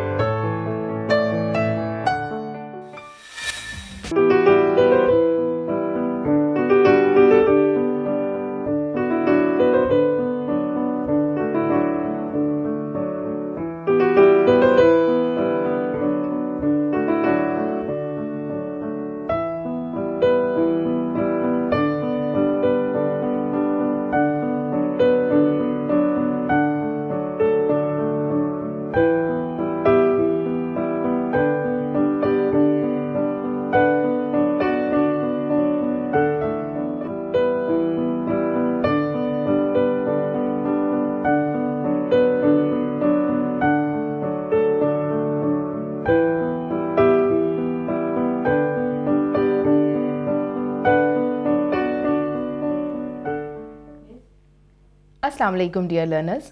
I hope you all are well and enjoying your health. I was just thinking, how can you ask someone to do something for you in English without sounding rude? I mean, we've been trying to learn English for a long time. Do you have any idea how can we do this? I think they don't have any idea. And I think you must have any idea. Yes, I do have. It's very important, I think, in any language learning. It is very hard to ask people, for example, how to reach some place, how to go somewhere, because instructions are always difficult. Right. And there are different ways. For example, we can use imperatives. Imperatives are structures which make use of orders or requests. Right. For example, we can, there are like ways to come here, stand up, but these are a bit rude. They sound rude. So different ways are there. We can make our speech polite by using let's, or for example, we can say shall. Look at, for example, if I say be quiet, how can we make it polite, Please? Please be quiet. Be quiet. And one word here, quiet, Q-U-I-E-T, should not be pronounced quiet. Quiet. Because quiet is something else. For example, it's quite well. That is Q-U-I-T-E. Remember, Q-U-I-E-T is quiet. Quiet. In speech silent. And listen to me carefully. Again, it is, because it can sound rude to give direct orders, especially if you're talking to an adult, we soften the imperative tone by using let's or please. Please. It's very important because we should know in our social context. We must not sound rude. Yes, and sometimes even among ourselves, among the people who are of our own age group, even we can then, also use we must not use that harsh tone. Yes, among friends even. You're right. We use modals. I hope you remember modals we did, like shall, should, can, could. We use these modals to change the mood of a sentence. For example, you should help her is more polite than help her.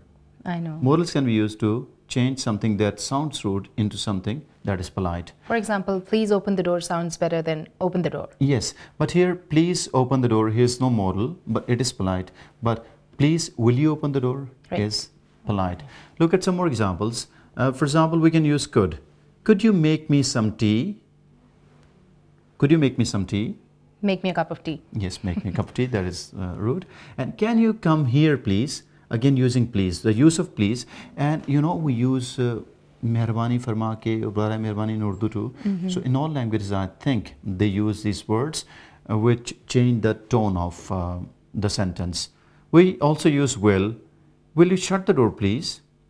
would you wait here until the doctor is ready for you? Right. And if you listen to these instructions on at airports or at railway stations, you will see in English. I mean, if you listen to those instructions, they're very polite, very formal. And these instructions, or the way we ask someone to do something for us in a polite way, these are the basic ethics or the manners of a language. Otherwise, if we don't sound polite, we must ruin our image. Someone must have an opinion about you that you don't know the ethics, how to talk to elders. Yes, right. You're right. Because language is sort of manifestation of what a person is from the inside. I know, and we, people from Pakistan, we are quite judgmental. If you're not talking politely with me, I must say, this person is very rude. I'm not going to talk to him anymore. You're right. So instead of using an imperative form, you can use a phrase instead. Here are some common ways of phrasing an order. For example, you can say, would you mind possibly moving your car? It is parked right in front of mine. If the same thing is said in a harsh tone, there might be a quarrel or maybe a fight even in Pakistan, physical fight. I was hoping you could spare me a few minutes this morning.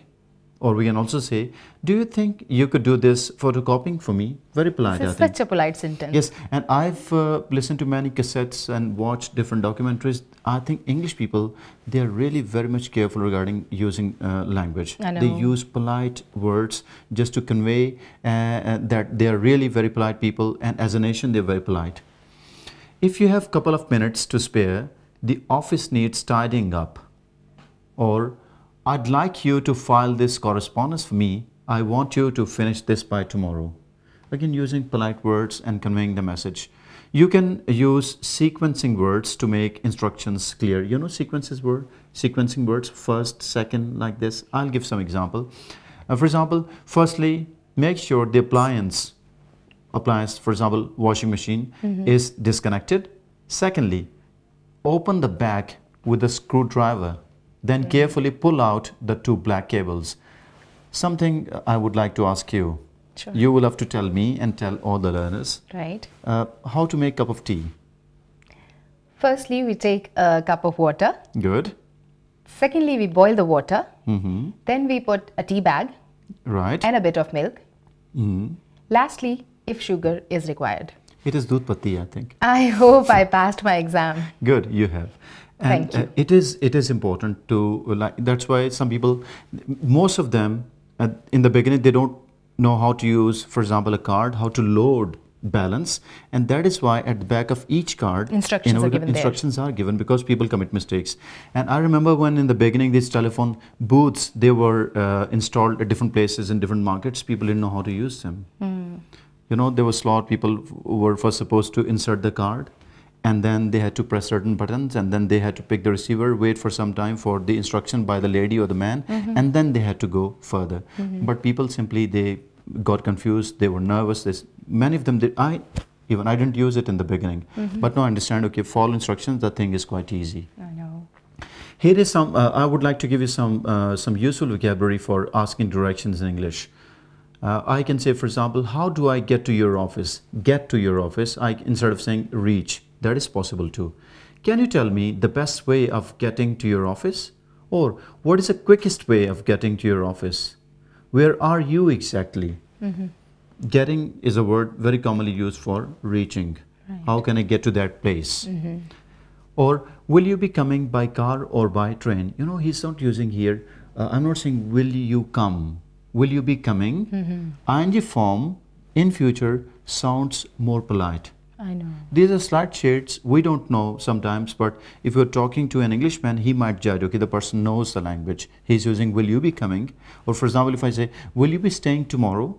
The other ways, will you stay or are you going to stay? They might be direct, and this is less direct. Right. Some more examples. It's much easier if you take the train. Which hotel are you staying at? And the tone should be rising, not falling, because it is a question form. Now I would like to use some more words like next, front, to convey these instructions. For example, you're talking to somebody on telephone and you're standing near a supermarket. You've got different ways. You can say, we're next to the supermarket. You can say, we're standing in front of the supermarket and we are standing across the road near the supermarket, or we are around the corner near the supermarket. Different ways. or come off the motorway, or come off the highway at junction. Off here has to be with double F, come off. And this off is a preposition here that is used quite technically, and you should, if you know, you can correct many of your mistakes. For example, he fell off the wall. Pakistanis usually they use from. He fell from the wall. Off again with double F, come off the wall and fallen off the wall. So here come off the motorway, you know, leaving motorway or highway. By the way, do you know the difference between motorway and highway? No? I'll tell you. Highway and motorway, they are two different words for the same thing. That is a big, large, wide road. And the Britishers, they use the word motorway, and the Americans say highway. And then some more examples. It's signposted Faisalabad. There's a signpost that is giving you the direction of the city. Follow these signs to reach so and so place. And some more examples. There is a one-way system in the center of town. Sometimes you're traveling, you know, there are some milestones beside the road. You can use them. And if you look at the people in the West, they're very much used to using those signposts, those landmarks, because they are the proper guides to reach some place. But in our country, we don't use these, whether there's traffic signs, traffic signals, or some signboards or milestones are very important. How to give instructions regarding those signboards? You can say, for example, you will see a large sign or roundabout, and you read that, there will be the name mentioned, and from there you can judge how many kilometers away it is, and then you can reach there. Or on your left, you will see an industrial center. From there you can reach the hotel. Or on your right, you will see a hospital, and on the top, this sort of writing is there. You can simply see the color, blue color, and then from there you can reach your friend's home. Or when you're going straight, if you go, you will see on the right side there is a police station after about 5 miles. From there, turn right and you will reach there. Or go past a petrol station, you will reach your friend's home. Sir, I would like to ask you something. What if I say I have to instruct someone regarding the rules or instructions regarding the transports? How to get into the transport, how to get off? There are so many mistakes committed by non-native speakers here. And the reason learners is L1, mother tongue influence. Right. For example, I've heard many people saying, I got off from the bus. That sounds a little wrong. Yeah, I've just told you that off here is spelled with double F. So get off the bus. We cannot say get off from the bus because it is translation from Urdu language. What if I say get into the bus? Yes, I would like to explain this thing.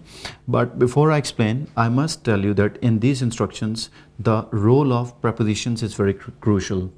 Prepositions are words like in, on, at, above, across, all these things. I know, it's very confusing at times. Yes, and remember in one of the programs we discussed the difference between above and over.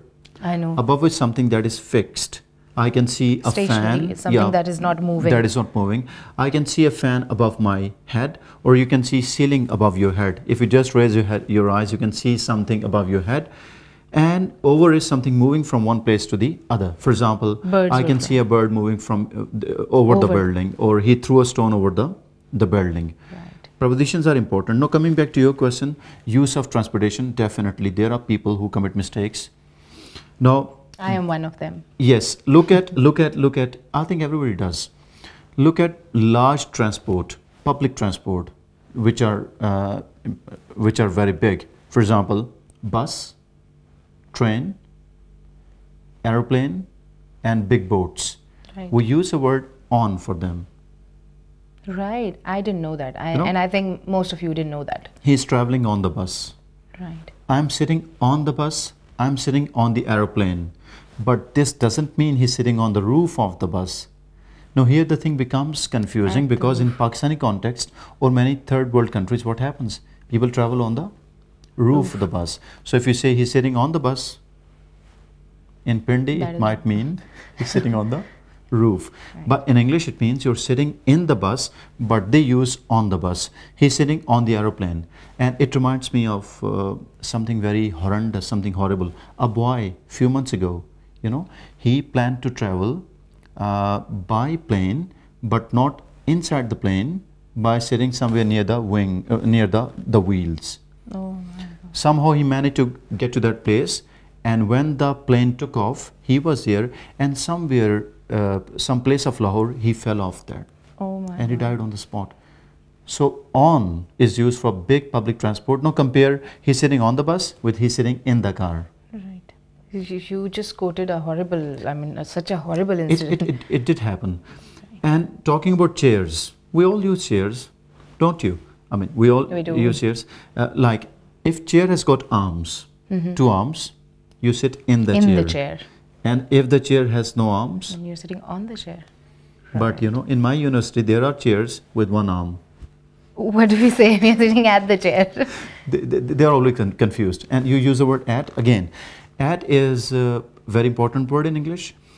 If you want someone to see you at some place which you can't define properly, for example, a bus stop, railway station, lobby of a hotel, you would say, I would be, for example, at the bus stop. Means you will not be inside some boundary, you will not be at some fixed place, you might be around that place, approximately. I'll be at the hotel means inside the hotel, in the lobby, maybe in the lawn, near the main entrance. At is used in those situations. And at also reminds me of the difference between at and in. If I say he works at a bank and he works in a bank, there's a difference, you know. And I seriously have no idea about the difference. At a bank means we are referring to the activity, the bank activity. For example, taking the checks, collecting checks, and then paying money. For example, if I say he is at the mosque, and what sort of activities go on in a mosque, you know? Worshipping God, reciting the Holy Quran. If I say he's at the mosque means he is either saying prayer, reciting the Holy Quran, or sitting worshipping God. But if I say he's in the mosque means he's praying. No. At the mosque means praying. In the mosque, maybe we are talking about the physical boundaries of mosque. He might be there, maybe painting the walls, mending the furniture there.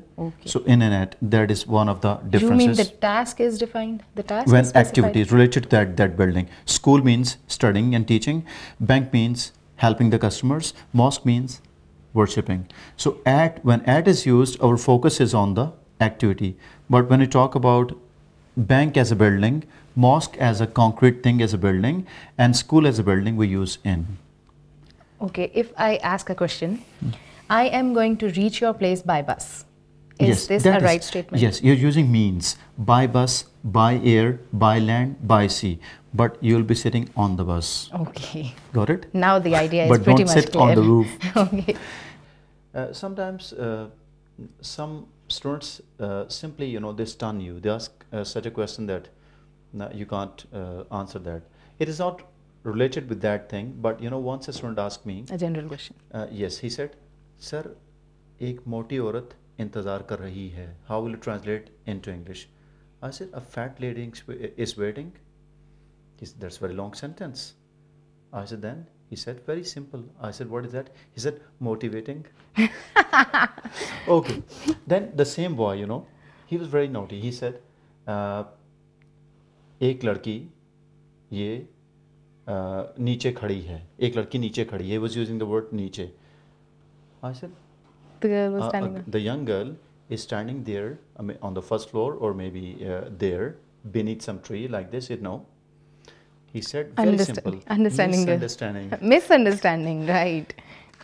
That is a pretty easy way to translate, but a very easy way of losing marks. Losing marks in exam, right. These words, across, along, they're also important because people sometimes they don't know that how to use them. Across is when you are crossing the road, for example. He was walking across the road when he was hit by a motorbike. And he was walking along, using the length of the road when he was hit by the bicycle. Right. And if you want to instruct somebody, you're, for example, standing here, and you want to tell somebody to reach some place, you would say, start walking along the road, and you will see me after some time. It means the use of across, along, under, beneath, above, over. These are very important in instructing people. And I hope you've got the idea. You must learn these words they use. For example, you should know beneath, under, below. They've got almost same meaning. But sometimes sometimes add, for example, and on, they look similar, but they've got different meaning. Add is used, for example, when a surface is touching another surface. Like my hand is on my left hand is on my right hand, and my right hand is under my left hand. But when it moves like this, it is here. My left hand is above my right hand, and my right hand is below my left. And if it is moving, like I can say my left hand is moving over my right hand. Right. So how was it? It is pretty much interesting but confusing. So I would suggest you kindly write it down and make your own example so that the idea comes more clear to you. Sure. I hope you enjoyed the topic, but I would repeat, kindly note it down for yourself and read some. Can you just suggest some books for them? They can, like, I mean, pick any grammar book. There are portions for prepositions. They can learn them. And if you want to, let's say, have some good Urdu translation as well, there are many books written by Pakistani authors where you can like have translation and then English, or Urdu structures there and then change into English. But I think you should, instead of book, you should focus on English documentaries, or these dialogues on cassettes. Practically, you should practically experience how people instruct you politely. Call over a helpline and just notice how people instruct you such a polite way. That is another thing that... And there are two options. Like, for example, if you want to talk to somebody like telephone exchange, PTCL, they would say, you want instructions in English or Urdu. Press, for example, 2 for English, press it and then you will get the idea. Even if you talk to a representative or the customer service officer, they are so polite. I do have an experience of working in a call center. They used to deduct our marks. Our calls were like, quality was measured. And for example, if my call was not that polite, there was proper standard. And if I am deviating from that standard, my marks were deducted and my salary as well. You're right. Talking about call center, you work there. And regarding that, I would like to give my learners some final tips.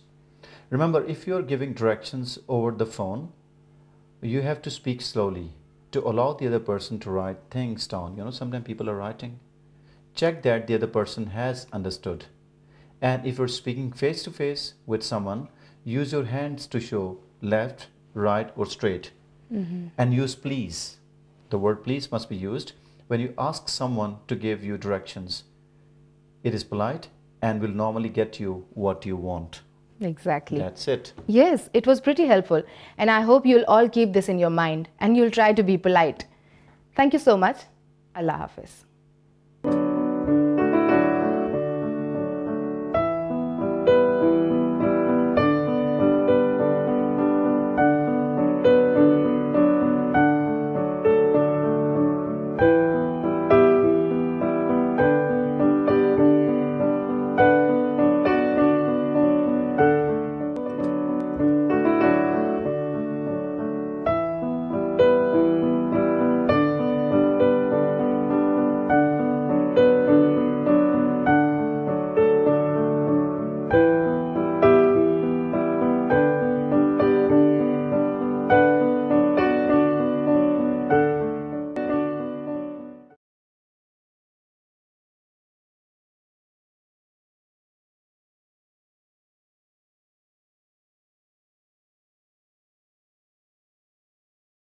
English vocabulary words for sweets and desserts from espressoenglish.net. Pie. The edge of the pie is called the crust. The inside is called the filling. This is a cherry pie because the filling is made of cherries. Cake. This cake has 4 layers. The sweet white stuff is called frosting or icing. Cupcakes. These cupcakes have blue frosting. Chocolate. This picture shows dark chocolate, milk chocolate, and white chocolate. Brownies. pudding. This is a lemon pudding. Gelatin. Jello. Whipped cream. We put whipped cream on top of pies, cakes, ice cream, and sometimes drinks like hot chocolate or coffee. Candy. Lollipop. Marshmallows. Cotton candy. Ice cream. Popsicle. Ice pop. Jelly beans. Gumdrops. Gum, chewing gum or bubble gum. Candy cane. You can learn hundreds more vocabulary words in the Vocabulary Builder course available at espressoenglish.net. It will help you increase your vocabulary so that you can express yourself more fluently in English. Visit espressoenglish.net, click on Courses, and look for the Vocabulary Builder course. English vocabulary words for birthdays from espressoenglish.net. A person's birthday is the date when they were born. In English, we use the word anniversary for the date of a marriage or other important event. To say your age in English, use I am, not I have. For example, I'm 30 years old. Don't say I have 30 years. The verb turn is used to describe a change in age on your birthday. For example, I turned 45 last week. My son is turning 16 tomorrow. In English, we say that kids grow up. When a kid reaches 18 years old, considered the age of adult responsibility, he or she is coming of age. Adults don't grow up. Adults get older. An adult who has passed middle age, around 40 to 50 years old, is getting on in years. But if an older adult has a lively, energetic spirit, then they are young at heart. In English, we say happy birthday, not congratulations. Another phrase you can say to someone who's having a birthday is, are you doing anything special to celebrate?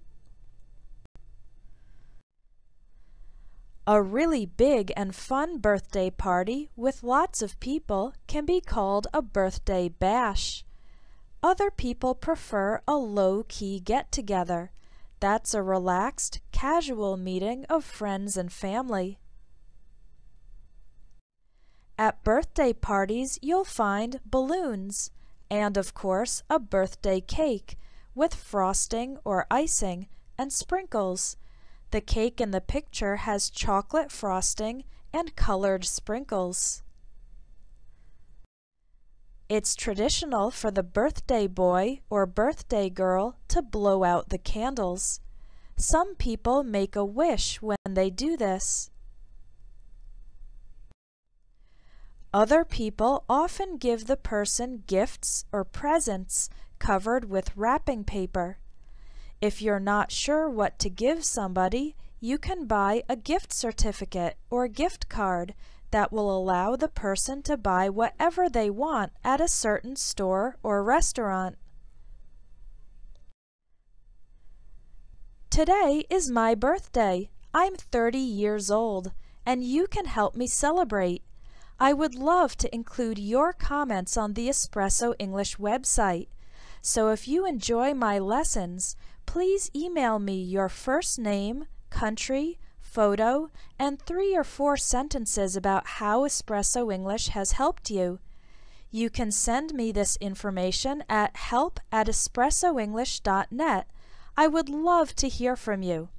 Thanks for watching. English vocabulary words for sweets and desserts from espressoenglish.net. Pie. The edge of the pie is called the crust. The inside is called the filling. This is a cherry pie because the filling is made of cherries.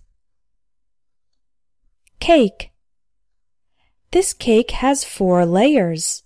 The sweet white stuff is called frosting or icing. Cupcakes. These cupcakes have blue frosting. Chocolate. This picture shows dark chocolate, milk chocolate, and white chocolate. Brownies. Pudding. This is a lemon pudding. Gelatin. Jello. Whipped cream. We put whipped cream on top of pies, cakes, ice cream, and sometimes drinks like hot chocolate or coffee. Candy. Lollipop. Marshmallows. Cotton candy. Ice cream. Popsicle. Ice pop. Jelly beans. Gumdrops. Gum, chewing gum or bubble gum. Candy cane. You can learn hundreds more vocabulary words in the Vocabulary Builder course available at espressoenglish.net. It will help you increase your vocabulary so that you can express yourself more fluently in English. Visit espressoenglish.net, click on Courses, and look for the Vocabulary Builder course.